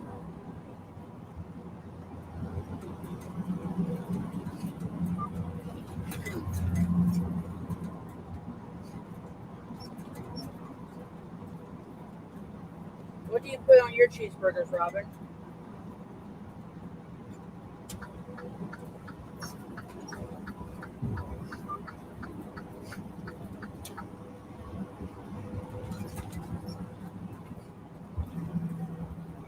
This thing up there.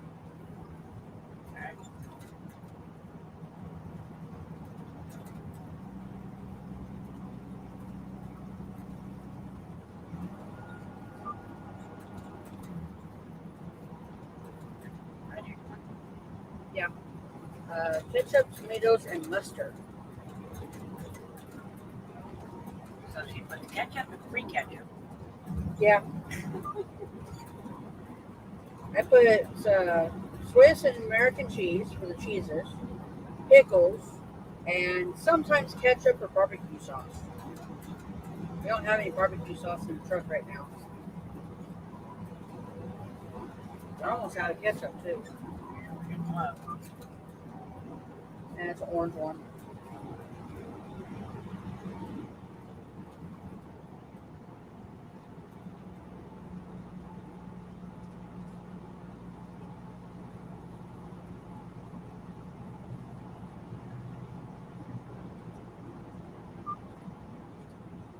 Yeah, CB in the pickup. There's a CB antenna on the roof.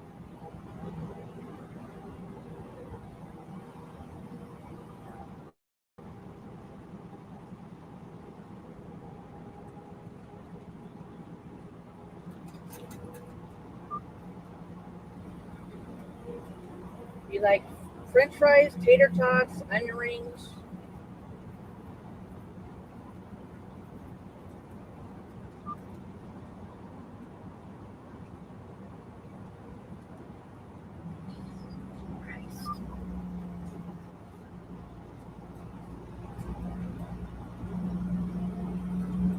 Onion rings.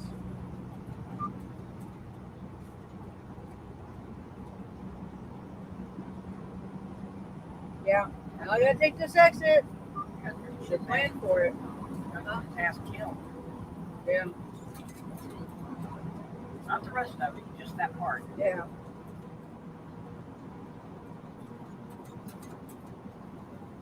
Depending on my mood, I like all three. And French fries, sometimes I'll dip in ketchup.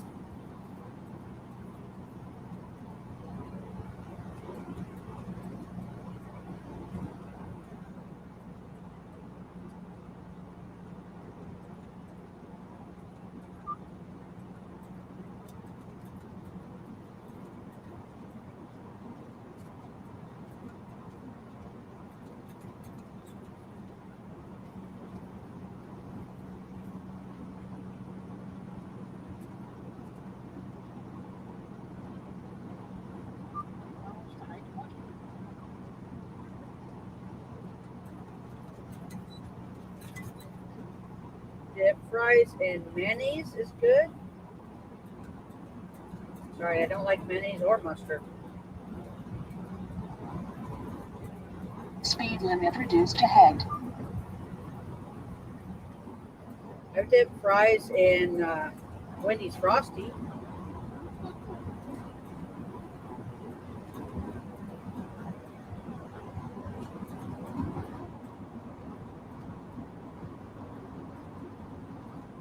Or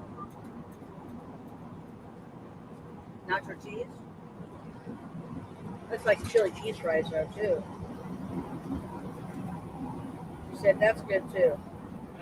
8. Yeah, that was an 8. In 1.5 miles, keep to the right on I-26 East.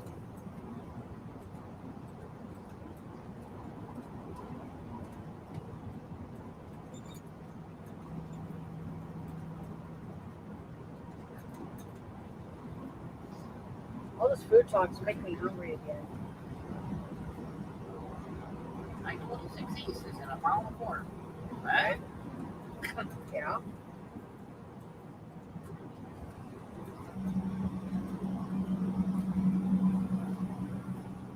Well, we were on 26 East. To stay on 26 East.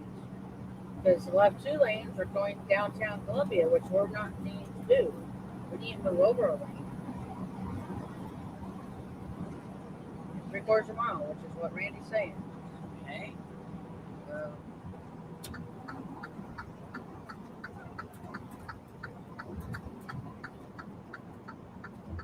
In a half mile, keep to the right on Keep right at the I-26 fork to East. stay on I-26 East. Follow signs for Airport Charleston.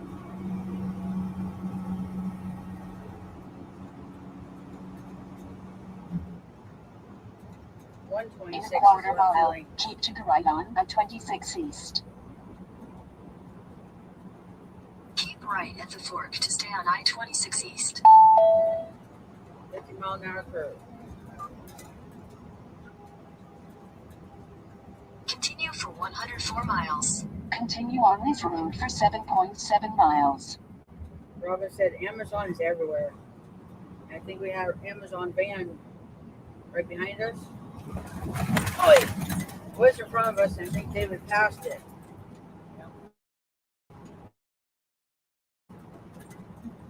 Okay. But We're on 26 West, and we're going south-south, or 26 East. We're going south-southwest. really, rough road. Uh-huh.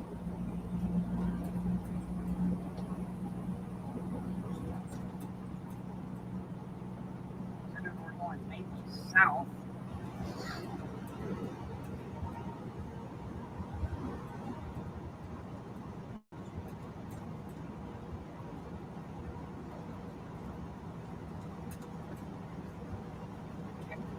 wouldn't like to move over. This Ford SUV keeps coming over into our lane.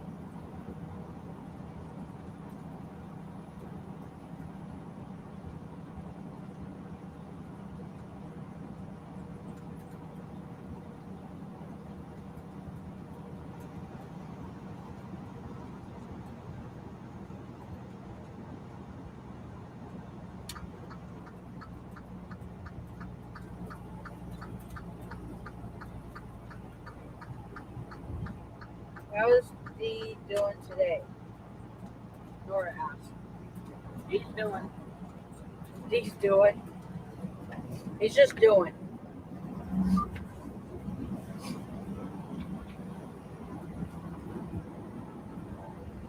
Nora, you never told me the rest of your news.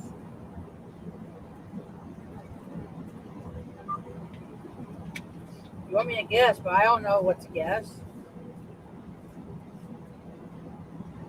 Speaking of Amazon, That's the same one.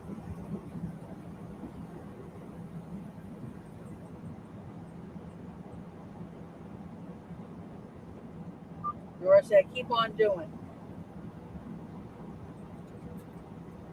We're trying. I will for at least another hour and a half. She's going to keep it a secret. Meanie. Even for me? You got the concrete drivers. You got the concrete driver drop. No, I don't know. She didn't want that one. That's what she got. No, I think she got the more fun one. Which was the more fun one?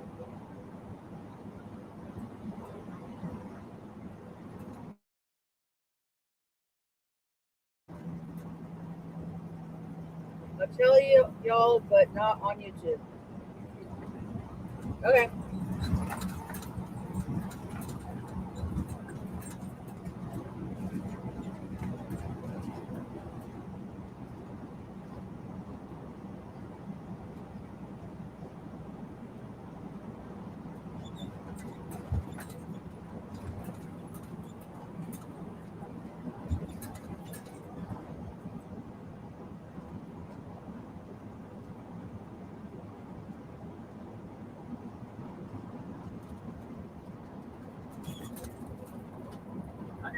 In Charleston. Yeah. 104 to delivery. 100 miles to 526. I don't know. I don't have that part. You got to step before that, huh?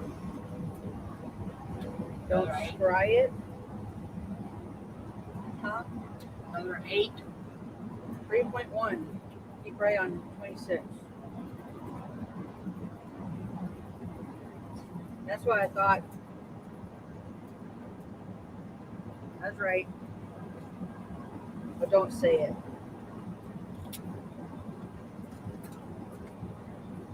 Well, congratulations. I hope you're going to take it. Yeah, I told him. I told him what I thought it was.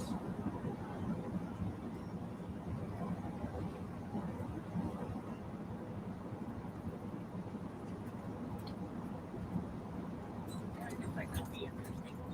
Yeah. Don't say it.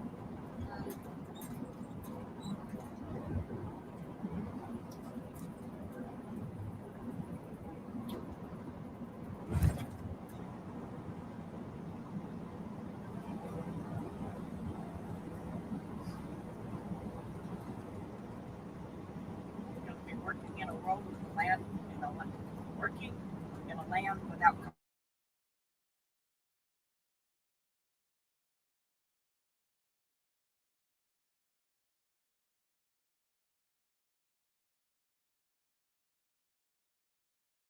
Most everything there is black and white.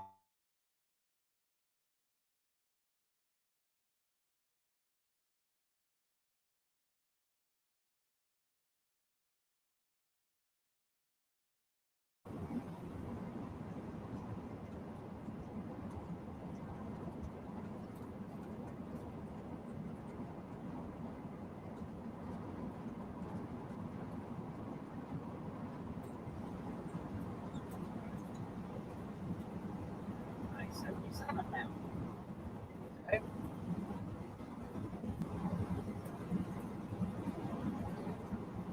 $5.85. Yeah. Hello, copy. Sitting on the shoulder there at the exit. In a half mile, keep to the right on I-26 East. Still sitting on the shoulder. Yeah.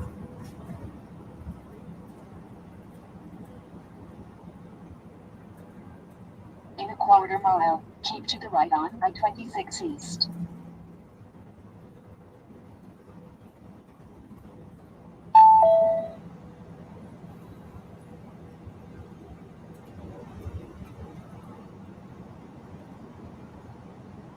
Continue on this road for 96 miles. That was a chain on the road. Okay. You saw that Kind of. there was a chain.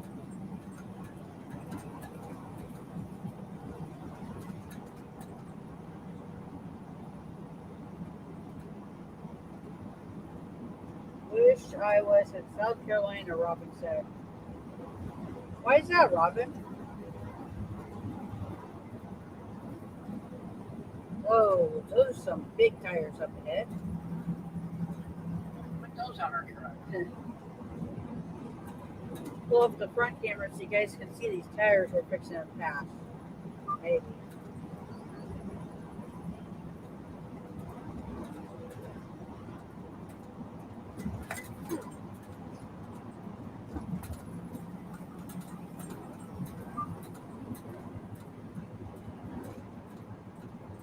My brother lives in on John's Island, Robin said. Okay. So let's see, we need 10 of those for the truck. Yeah.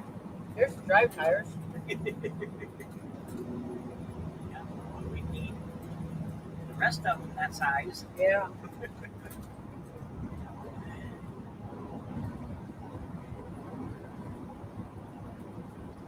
We have a hard time getting under a lot of underpasses too. Yeah.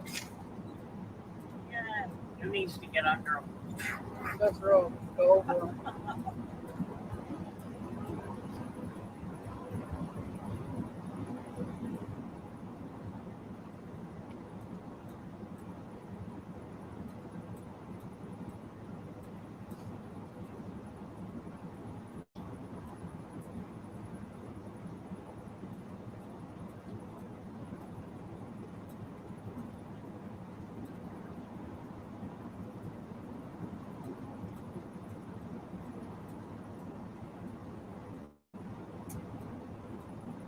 Oh, you're on YouTube. Hey, wave back. Okay.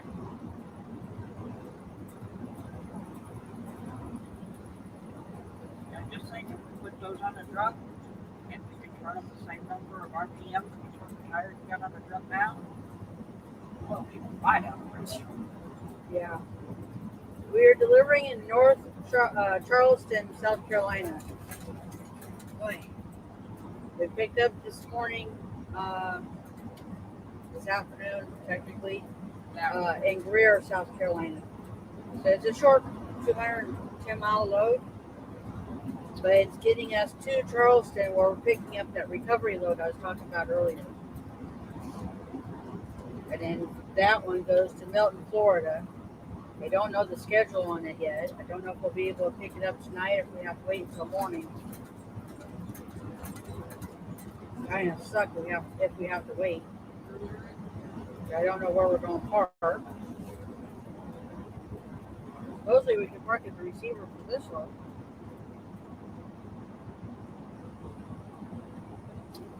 I think I read that.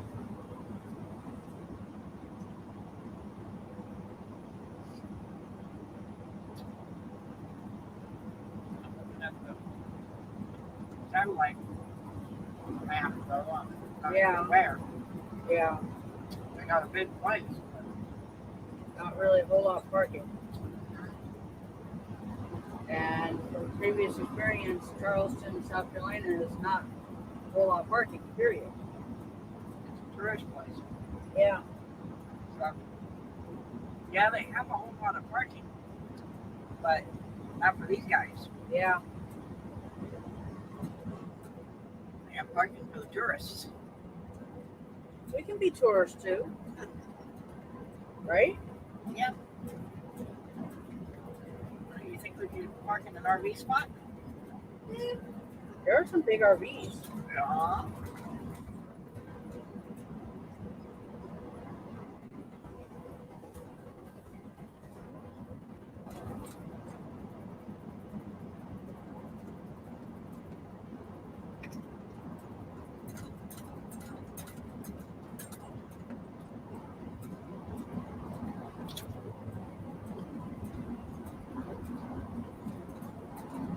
Let's see if you can find some parking. No, something else. My aunt and uncle live about 45 minutes north of Orlando in the winter, Robin said. What you know? Yeah. North of Orlando in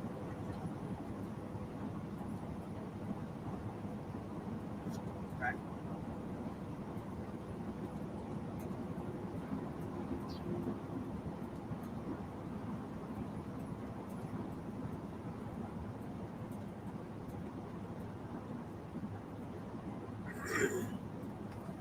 Plug it in. Do you plug it in? I don't have anything to plug it in with. This micro, or not micro, is C.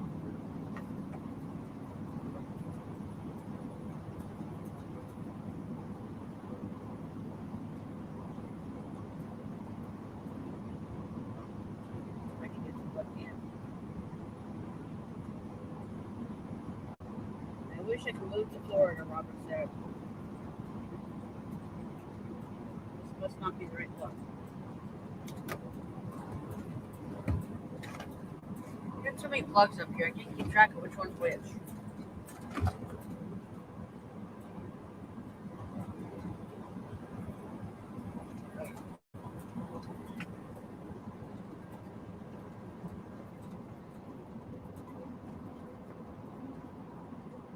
Now you can't see it from Randy. Anyway. Sorry.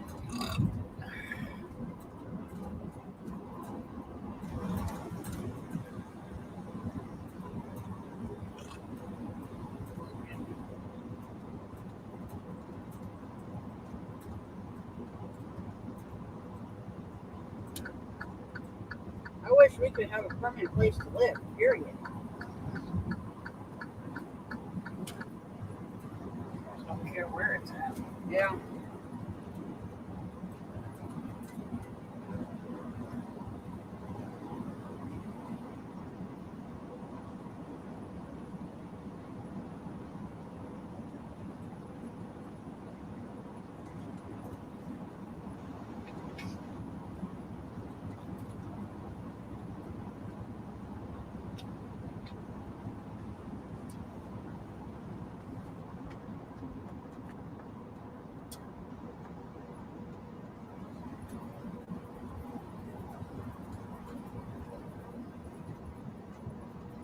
Nora said it's pretty hot there now. 93. 93 here now. It was 90 earlier. It's getting hotter. It'll be right close to the coast, too. Yeah.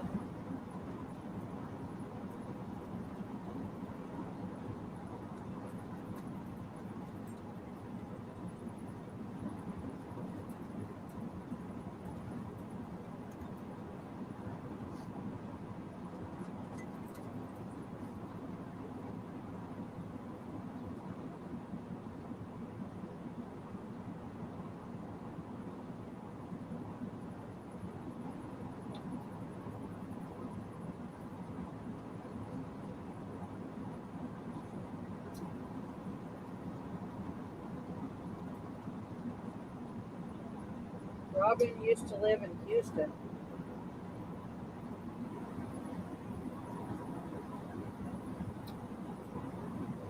Yeah, we know about the heat. 5 months. You lived in Houston for 5 months? Well, I visited Houston a few times. Does that count?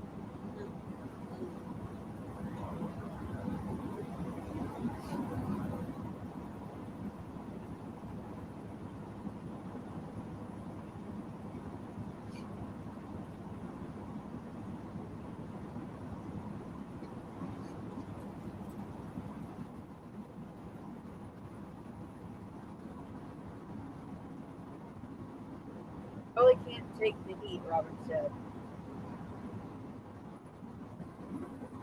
I know I can't take extreme temperatures in either direction.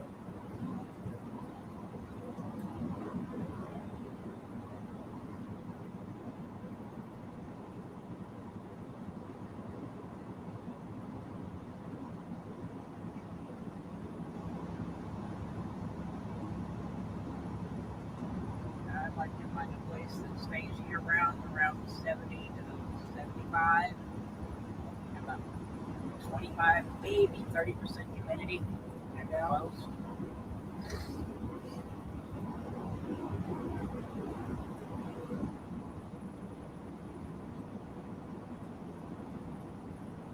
Make still stop 539.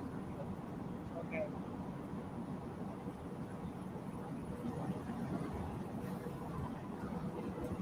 This next six. Yeah. Yeah. My family is here anyway, Robin said. That's great that you got your family nearby. Family, what's that? Yeah. We don't have any family, it's just us. He shook again. Yeah, I heard him. That's exactly what I heard before. No, I didn't hear that. Wait a minute. Let's see if Jester wants to, Just the one cameo. have a cameo on his show.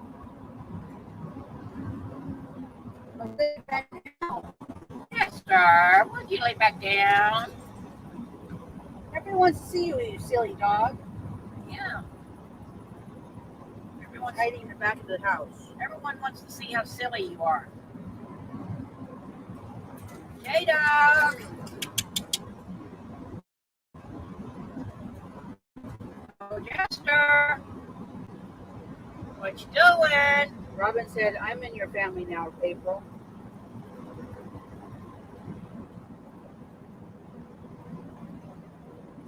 Jester!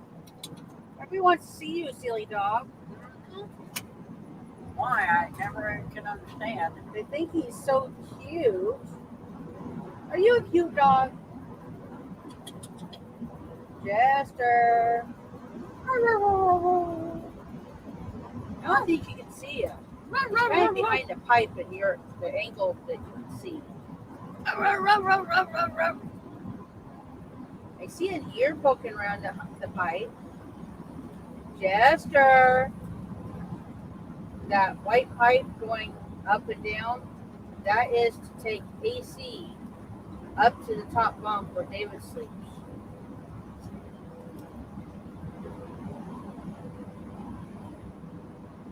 Come here, dog. Come out from behind the pipe so people can see you. Nobody wants to see you. That's what you think. Yep. That's another misstep on right on the part and driving a V4. Yeah. Later models have events up top. I think they started in 21. Yeah, I think so. Or later 20s. Because ours was one of the earlier 20s. Yeah.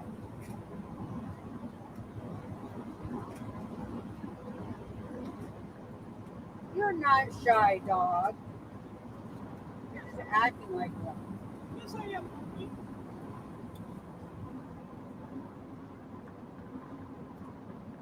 Well, he doesn't want to have a cameo and show everybody what he looks like. Mean dog. I keep trying to tell you, he's a mean dog. He's not a cute dog.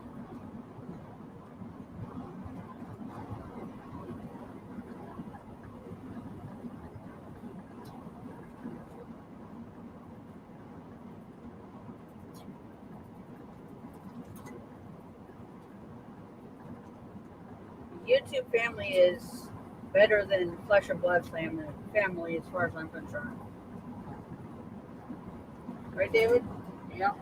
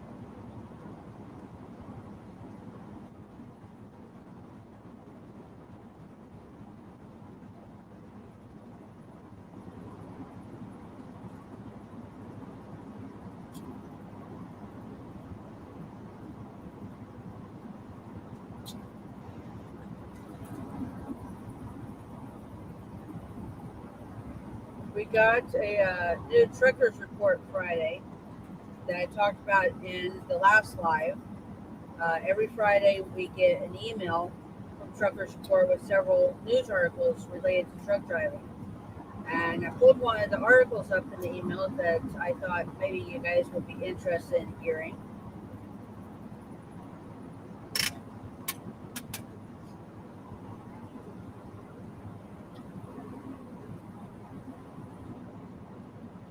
It's states jacking up truck tolls despite record high diesel and inflation costs.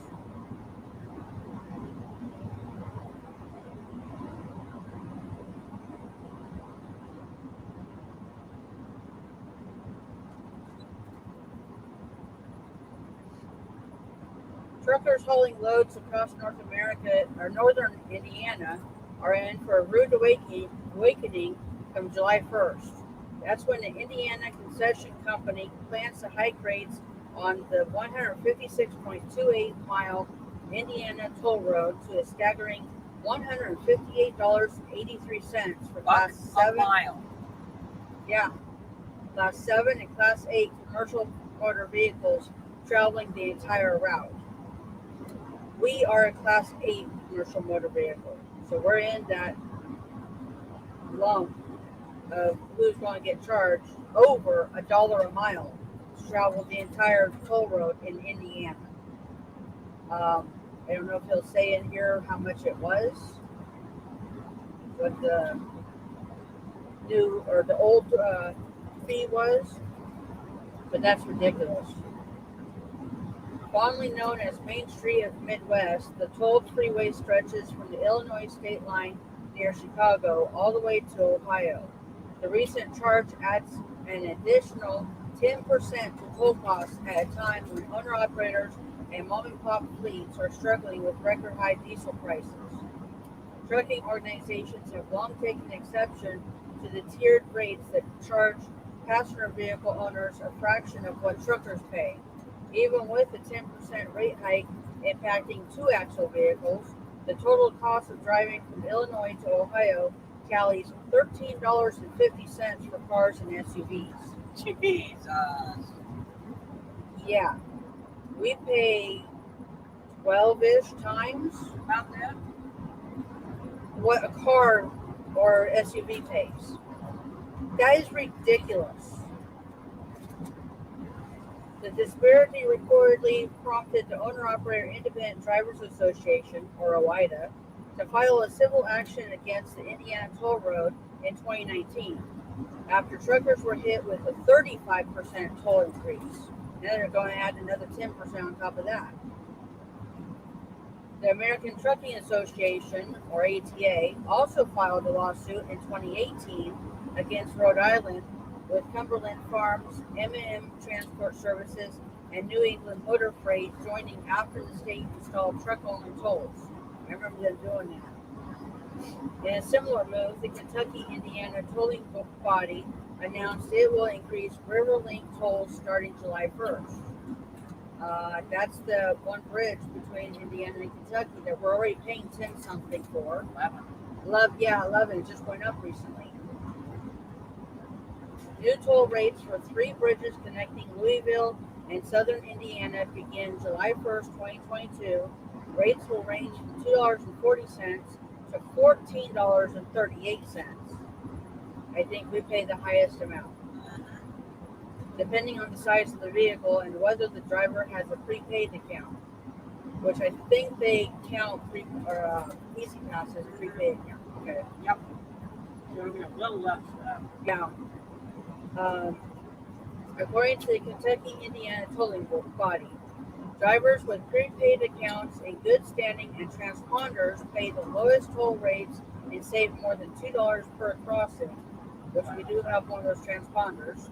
Would be about 12 something for us. In a passenger vehicle, the savings is 50% per crossing. How is that fair? $5.99. Geez, $5.99 for diesel? Yep. Okay. Really. Yeah. The easiest way to maintain a positive account balance is by choosing auto replenishment and linking the account to a valid payment method. Truckers can anticipate paying $11.98 with a prepaid account and transponder, $13.17 with only a prepaid account, and $14.38 cash. The tolling authority established its own policies requiring it to raise rates by 2.5% each year or equal to the inflation rate, whichever is higher. Oh, lovely. Indiana Motor Truck Association President Gary Langston criticized the increase at a time when diesel crossed the $6 mark. It just seems to me that it's a very inopportune time, Langston reportedly said. It's so frustrating that regardless of what the economic situation looks like, people just keep piling on more expense. It's just hard to manage. As of May of 2021, only Arkansas, Mississippi, Tennessee, Nevada, Arizona, Wisconsin, South Dakota, North Dakota, Wyoming, Montana, Idaho, and Hawaii did not have highway tolling systems. Florida reportedly has the most tolled miles in the U.S. Really? Well, Florida is bigger than most of the states that are tolled.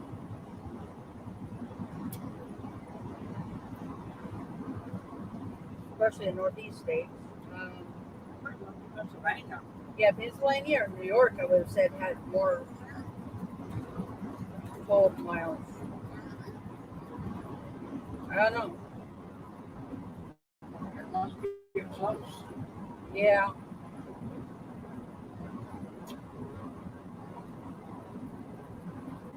And people comment on these articles. I won't name any of the names. Somebody said that's why I run Route 30. They can stick the toll road. Yeah, a lot of the times what we did when we're running up there, we would take, is it US 30? Yep. Yeah, US 30 to avoid the toll roads. Especially after we came over to F2F last year and we had to start paying for the toll. Even before that, Schneider didn't pay Indiana or Ohio. Exactly. They paid Illinois. Yeah. Because Illinois didn't really have a feasible way to get around the toll like what Indiana and Ohio does.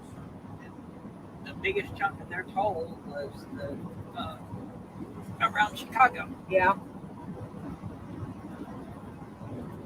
Guess they'll be in for a rude awakening when trucks stop using it. Trucks will never stop using it because there's somebody that's always going to pay for it. We can't agree on anything. We can't agree that sky is blue, grass is green. Yeah. Much less to not use toll roads or not go to a certain state, not to haul freight for a certain company.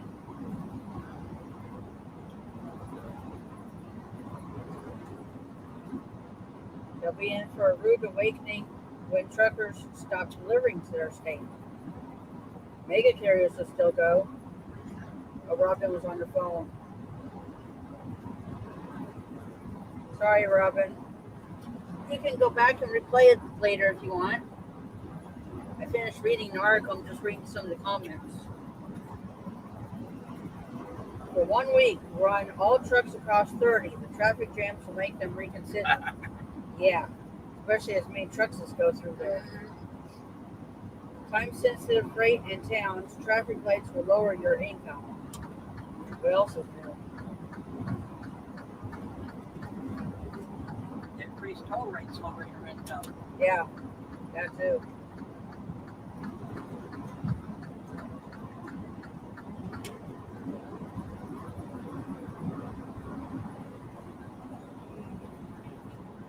At a time when you don't have enough truck drivers, you decide to raise a toll.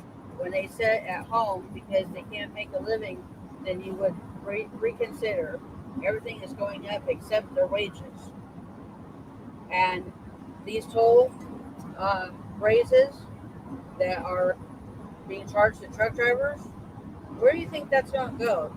That's going to get passed on to the brokers, the customers, the shippers and receivers, and then it's going to get passed on to the general public buying products. That toll charge is being passed on down the line, and eventually everybody's going to be paying for it and raise costs of everything. Anything that gets transported.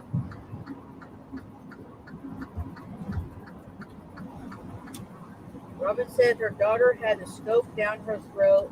She has to take Protonix now. What? Protonix? Protonix? Okay. I'm not sure what that is. You ought to know how I feel about Biden.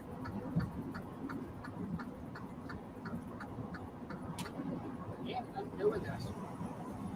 Yeah, Biden has nothing to do with the Indiana tolls. It's Indiana. It's the Indiana Toll Commission.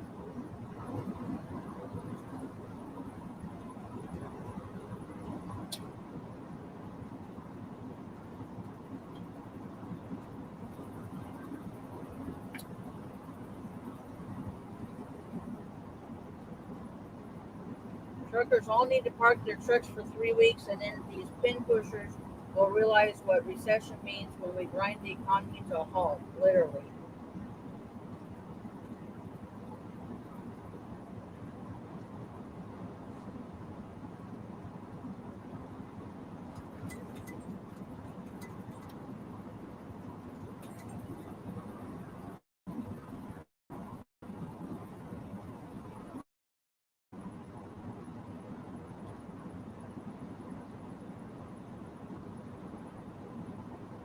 Robin doesn't like him. I don't like any politicians.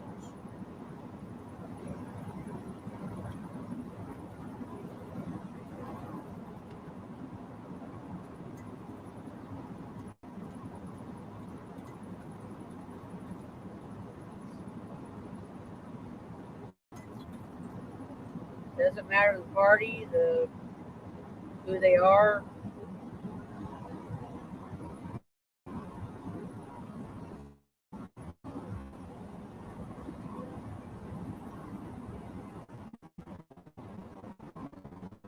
You gotta choose someone. Well, unfortunately, David and I can't even register vote, so we can't choose anyone. Since we live in the truck, we don't have a physical residential address. All we have is our storage unit and a UPS store mailbox. And the government won't let us use that to register to vote.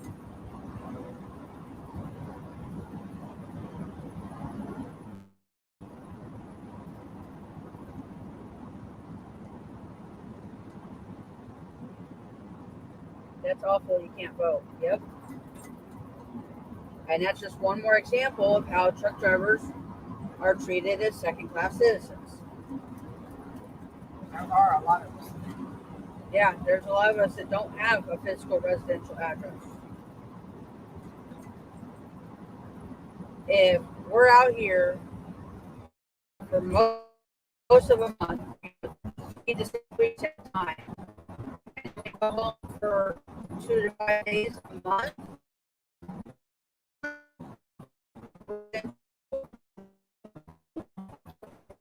Whatever. That. paying 1,000, 1,200, 1,500 plus.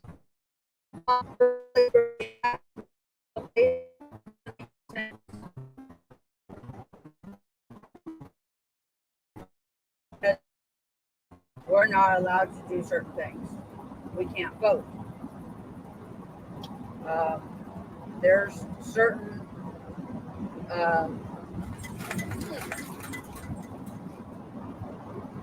what else have we been blocked from being able to do?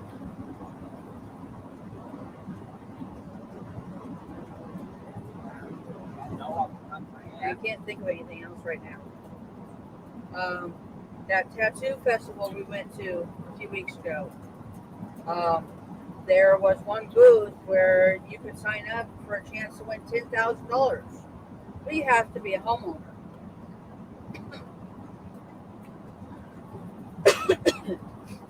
Robin said, I felt so bad for the Canadian truckers. The ones involved in that convoy. Yeah.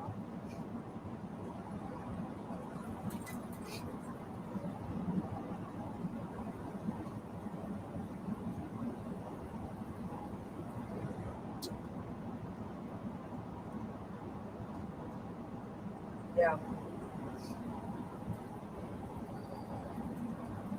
You still have AC on. Turn down a little bit. I was turning into an IQ. Well, yeah, my nose is freezing. It is freezing. Yeah. Man down a little bit now.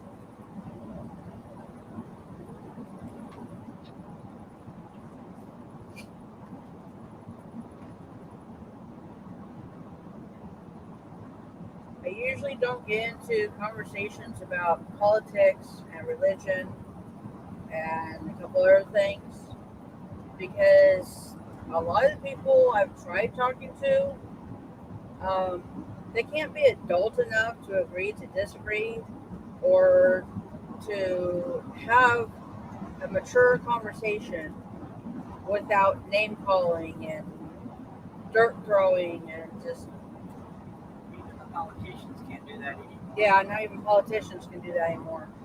But it's ruined a lot of friendships and relationships, and it's not worth it. So I usually try to stay away from those kind of conversations.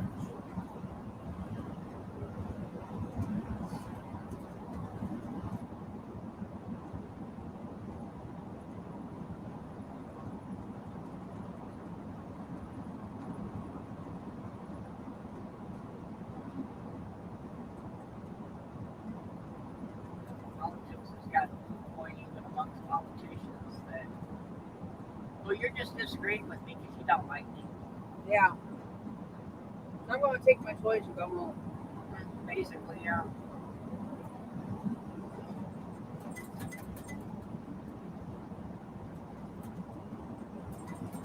People have forgotten how to agree to disagree and be civil with each other. Used to in the political arena, you could have a disagreement over a policy, and the other side would come down on you and say that you disagree on the policy I think is the best policy, just because you don't like me. Yeah. Used to it would be, okay, you disagree with my policy. I disagree with your policy, but we both have some good ideas. Yeah. Used to they would do that.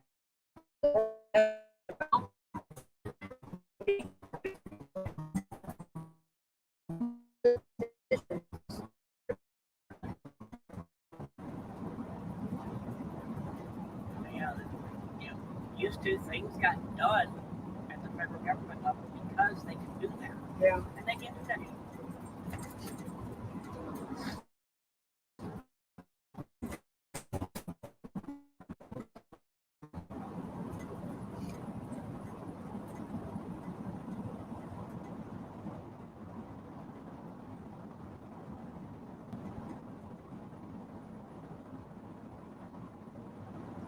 about 61 miles from delivery now. I-26 eastbound, about mile marker 155. Randy says we're in Orangeburg County, South Carolina. Real imaginative on the town and county names. A lot of places are like that. Yeah, I've noticed that.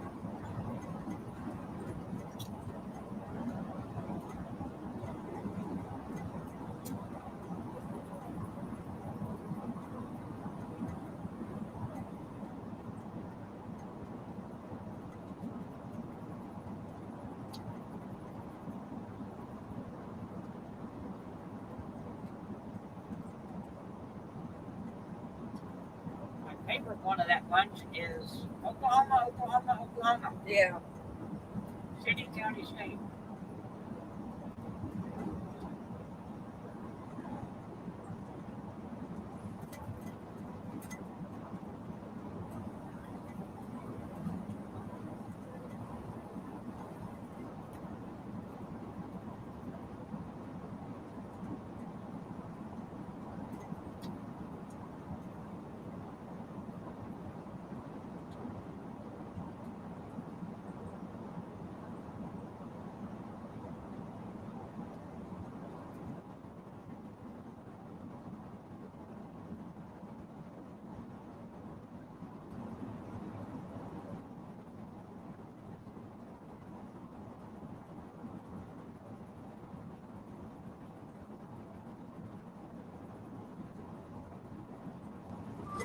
Wait. North Road. I guess I hit the bridge. Okay. At least you didn't slam on the brakes.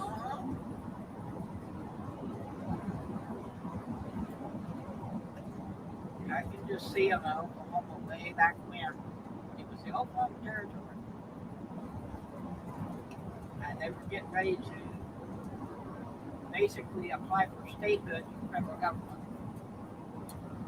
But part of what they have to do is they have to organize within the territory smaller divisions. Yeah. So the people living in the central part of the Oklahoma Territory organize themselves into this little group, this little area. And they're meeting on, what are we going to name our place? I know, Oklahoma. That's already taken. It's the county. Yeah.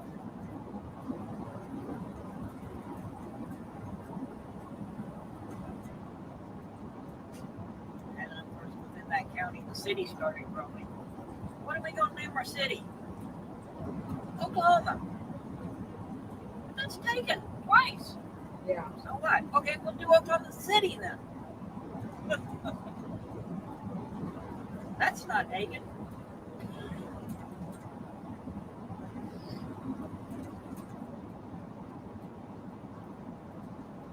This is some of the conversations we have going down the road. The city of Oklahoma, the county of Oklahoma, and the state of Oklahoma.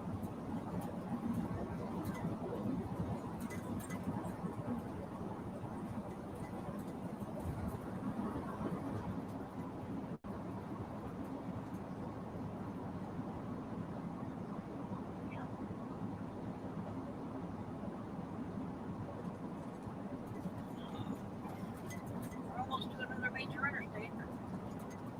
Yeah. 95? Okay. Robin says from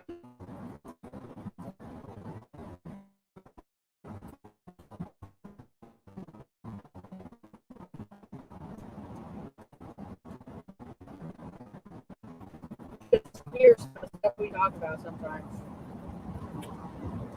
The more he talks about.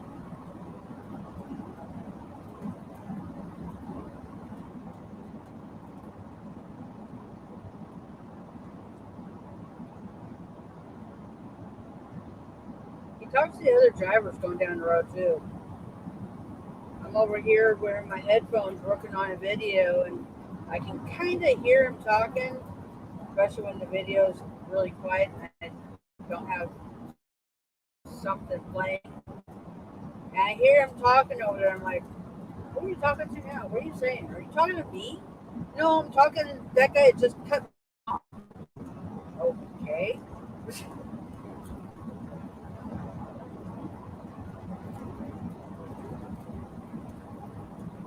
I want to put a 1,000-watt EA system on my CV. Oh no.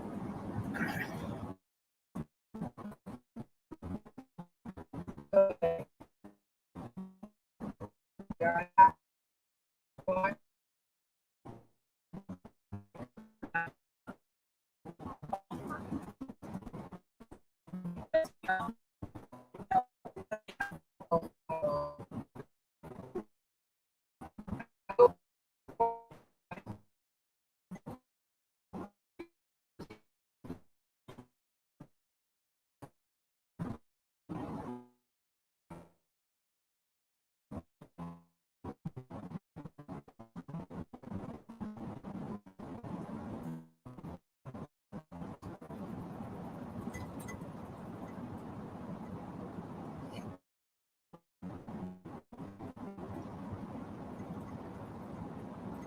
Lost the front camera again. When you come back, Yeah, it just came back.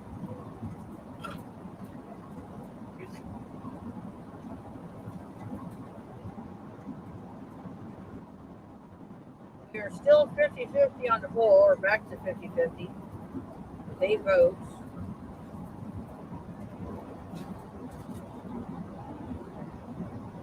Guess I could do both.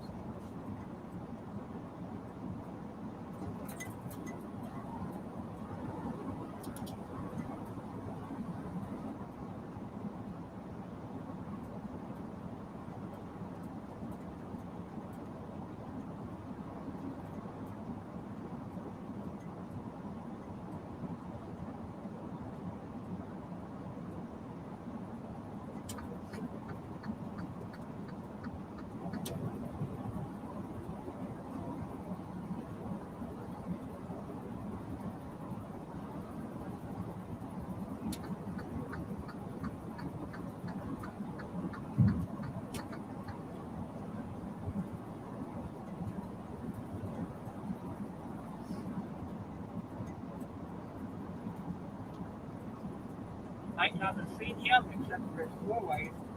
Yeah.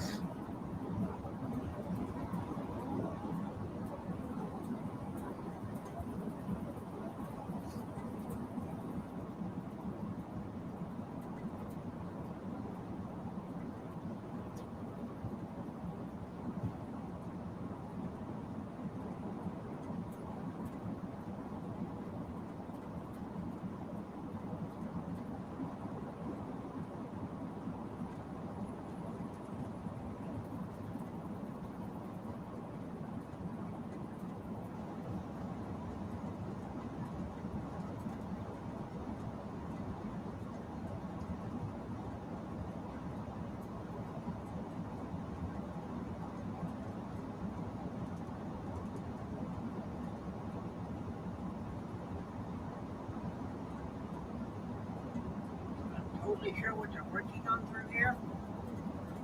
But based on what they've been doing back there a couple miles down the road, where they got all these barrels set up, Yeah. all these nice lovely trees in the middle of the road, they're going to cut them down. That's what they've been doing back there. Right. Thinking they may be going to widen this road. Okay. Or bridge. Wait. Possibly replace the bridges. Yeah, they need to.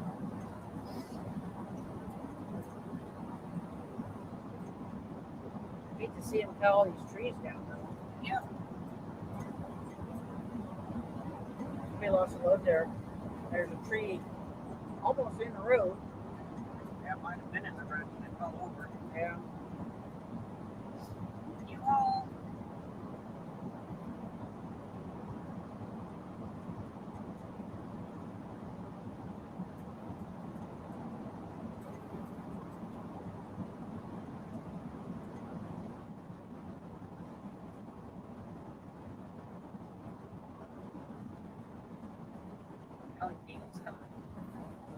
Okay. Temperature dropped to 87 now. Probably because of all this shade we're in. Yeah.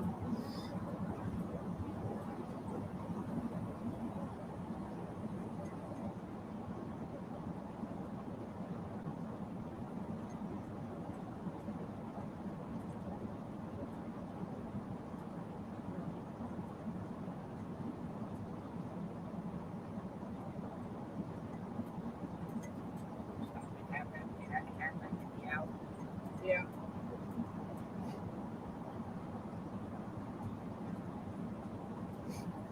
Kentucky plate. Uh-huh. Just a little way small. Just a little.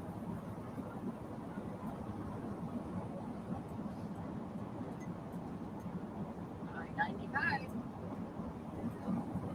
Nora said, whoa, bumpy. That's nothing new. Yeah. Yep, there's I-95. We're going to go under it. When they redo this road through here, they're probably going to redo this interchange. Yeah. Right now, it's a traditional cloverleaf. Way station ahead.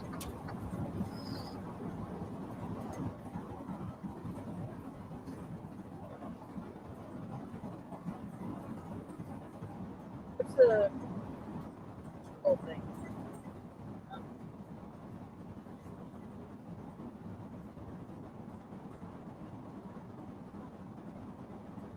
Nora keeps asking me where we're going. And I've got it pinned at the top of the chat, and I've got it scrolling across the top bottom of the screen. I've said it multiple times. North Charleston, South Carolina. Yep.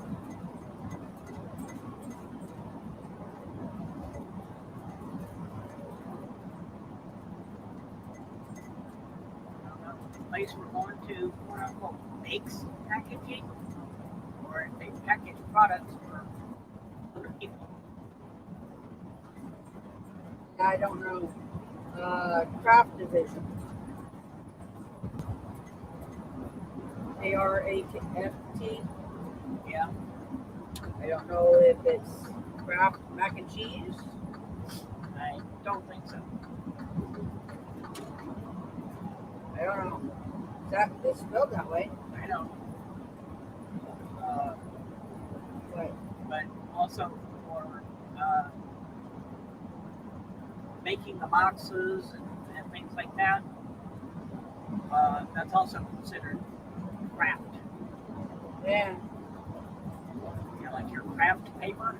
yeah. It's Capstone Craft or something like that.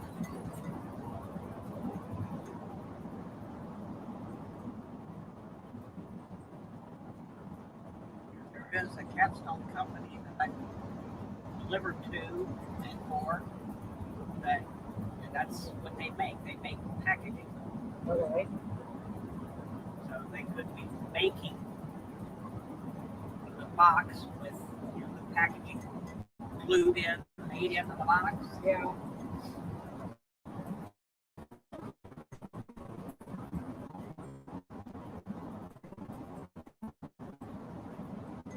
There's so much that goes into making each product, all on down the line. You know, all the ingredients make the base material or something that nobody ever thinks about. You need this, this, and this to make that. You need that to make this Yep. other thing. It's kind of like my crafting and cooking and whatever in my EverQuest games.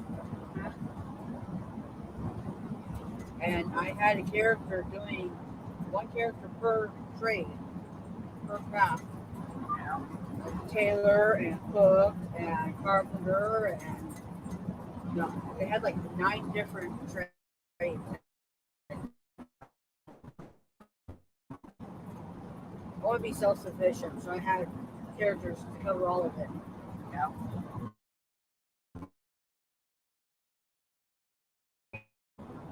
And trade needed I do that trade. Sounds like the GPS said shit. GPSs haven't talked in a while. No. Something ahead. Oh, Probably be Sam. way station. And it could be, yeah, way station I ahead. didn't see if it's open. It wasn't. Okay. I guess it was this way station that you heard, but I didn't hear it. Yeah, that would have been the most recent, I think. Yeah. Mine pronounces the street names wrong a lot. It's so funny. Yeah, both of these do too. Our old Rand McNally Overdrive 8 Pro that we had back in 18, I think, or before that. But, Yeah, it's like 17, 2017.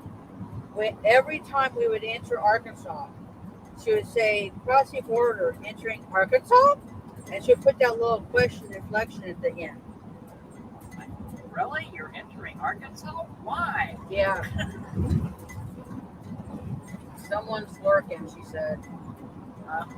She said someone is lurking, watching but not talking, I think. That's what she means.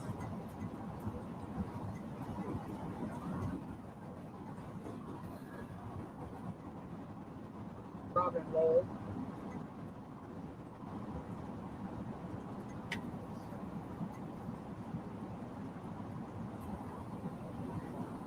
And the one that I would love to see him try to pronounce.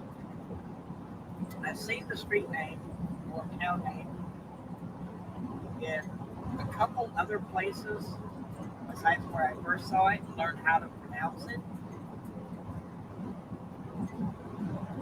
But you might want to type this one into the chat. Okay. K-U-Y. Hang on. K-U-Y. Uh-huh. Okay. K-A-N. K-A-N. D-I-A-L, I think. D-I-A-L.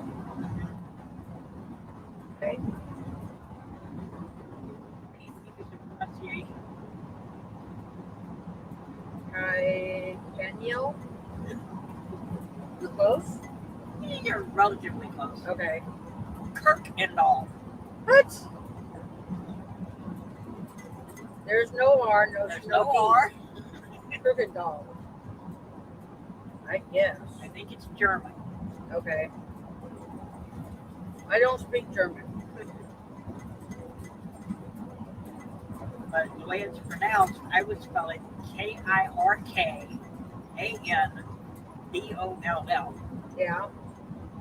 Kirkendall. Yeah. Okay.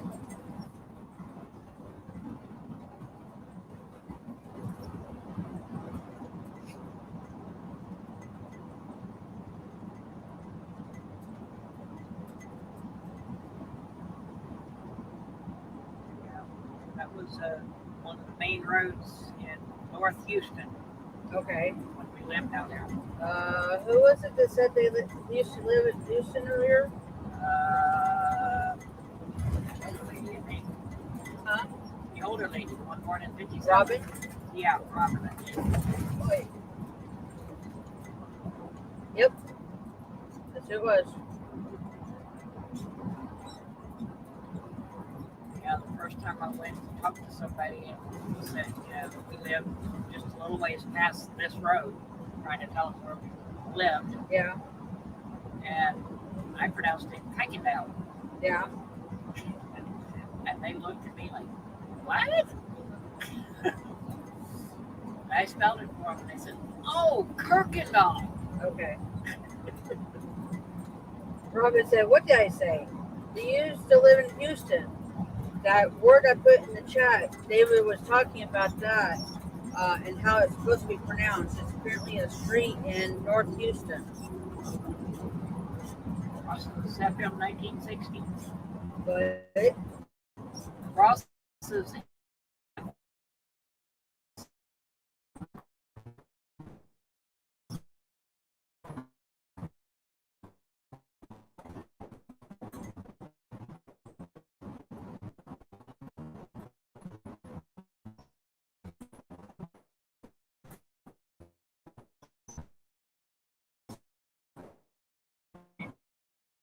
brother-in-law, Gene, Is that her first or second?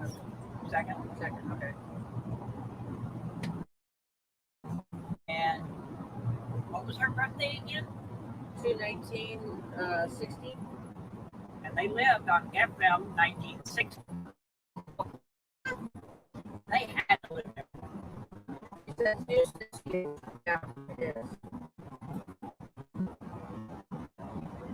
Lost the front camera again. It's a town that, depending on where you're going from and to, it could easily take you 2 hours to get from one place to another in Houston. Yeah.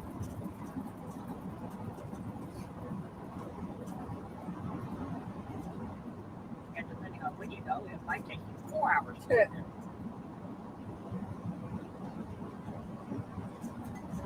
I don't like that big of a town.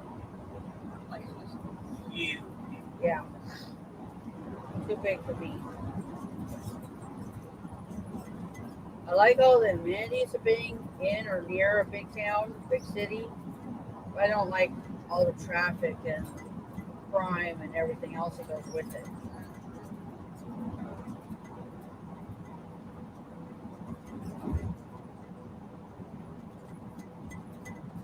It's the 4th largest city, Robin said.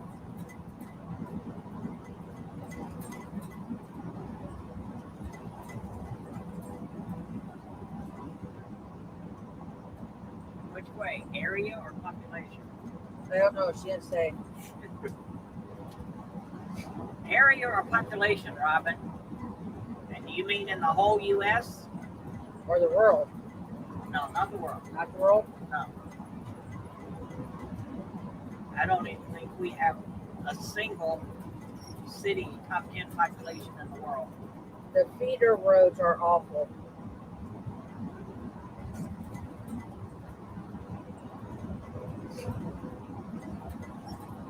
Population.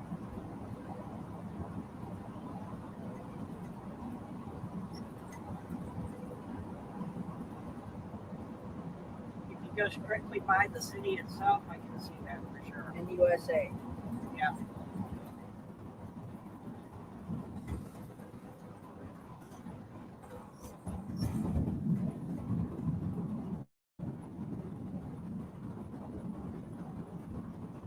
Yep. New York is 8,467,513. They're number one. Los Angeles, 3,849,297. Yeah, look at the difference between first Yeah, and second. less than half. Uh-huh. Chicago, Illinois, 2,696,555. Houston, Texas, 2,288,000,000. 2,000,000. Yep. Phoenix, Arizona, 1,624,569. I did not realize Phoenix was that big. Yeah. Philadelphia, Pennsylvania, 1,576,251. San Antonio, Texas, 1,451,853. San Diego, California, 1,381,611. When they start stacking up, you get past the top 5, don't they? Yeah.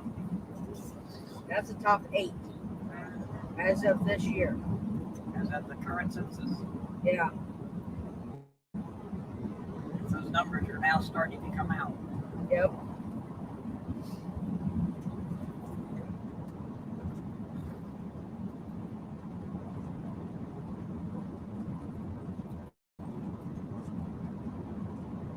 Now, who are the biggest cities in the world?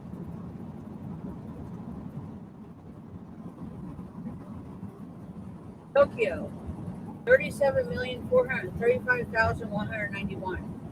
And New York is 8 million, 8.5, I think it was. a fourth of that? Yeah, a little less than that. Uh-huh. Delhi, 29,399,141. Uh-huh. Shanghai, 26,317,104. Sao Paulo, Sao Paulo, Brazil. I guess that's the country. Yep. 21,846,507. Mexico City, 21,671,908.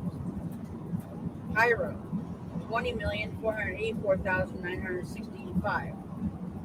And Dhaka, DHAKA, I don't know where that one is. 20,283,552. That's top 7. And we're still in the double-digit millions, and there's more than that left of double-digit million cities in the world. Yeah. I don't. We might not even make the top 20 in the world.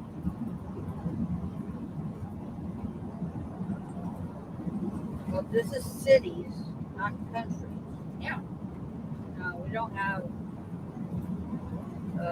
Japan, India, China, Bangladesh, Brazil, Mexico, Egypt, China, India, Japan, China, Pakistan, Turkey, the Congo, Nigeria, Argentina, India, Philippines, China, and China. That's the top 20 of countries are in. Yeah. The first United States, which of course is New York City, is 45th in the world. We're barely in the top 50 in the world. See, we're not overpopulated here. Boy.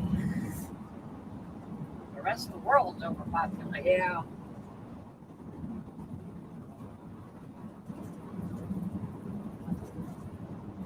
Particularly Asia.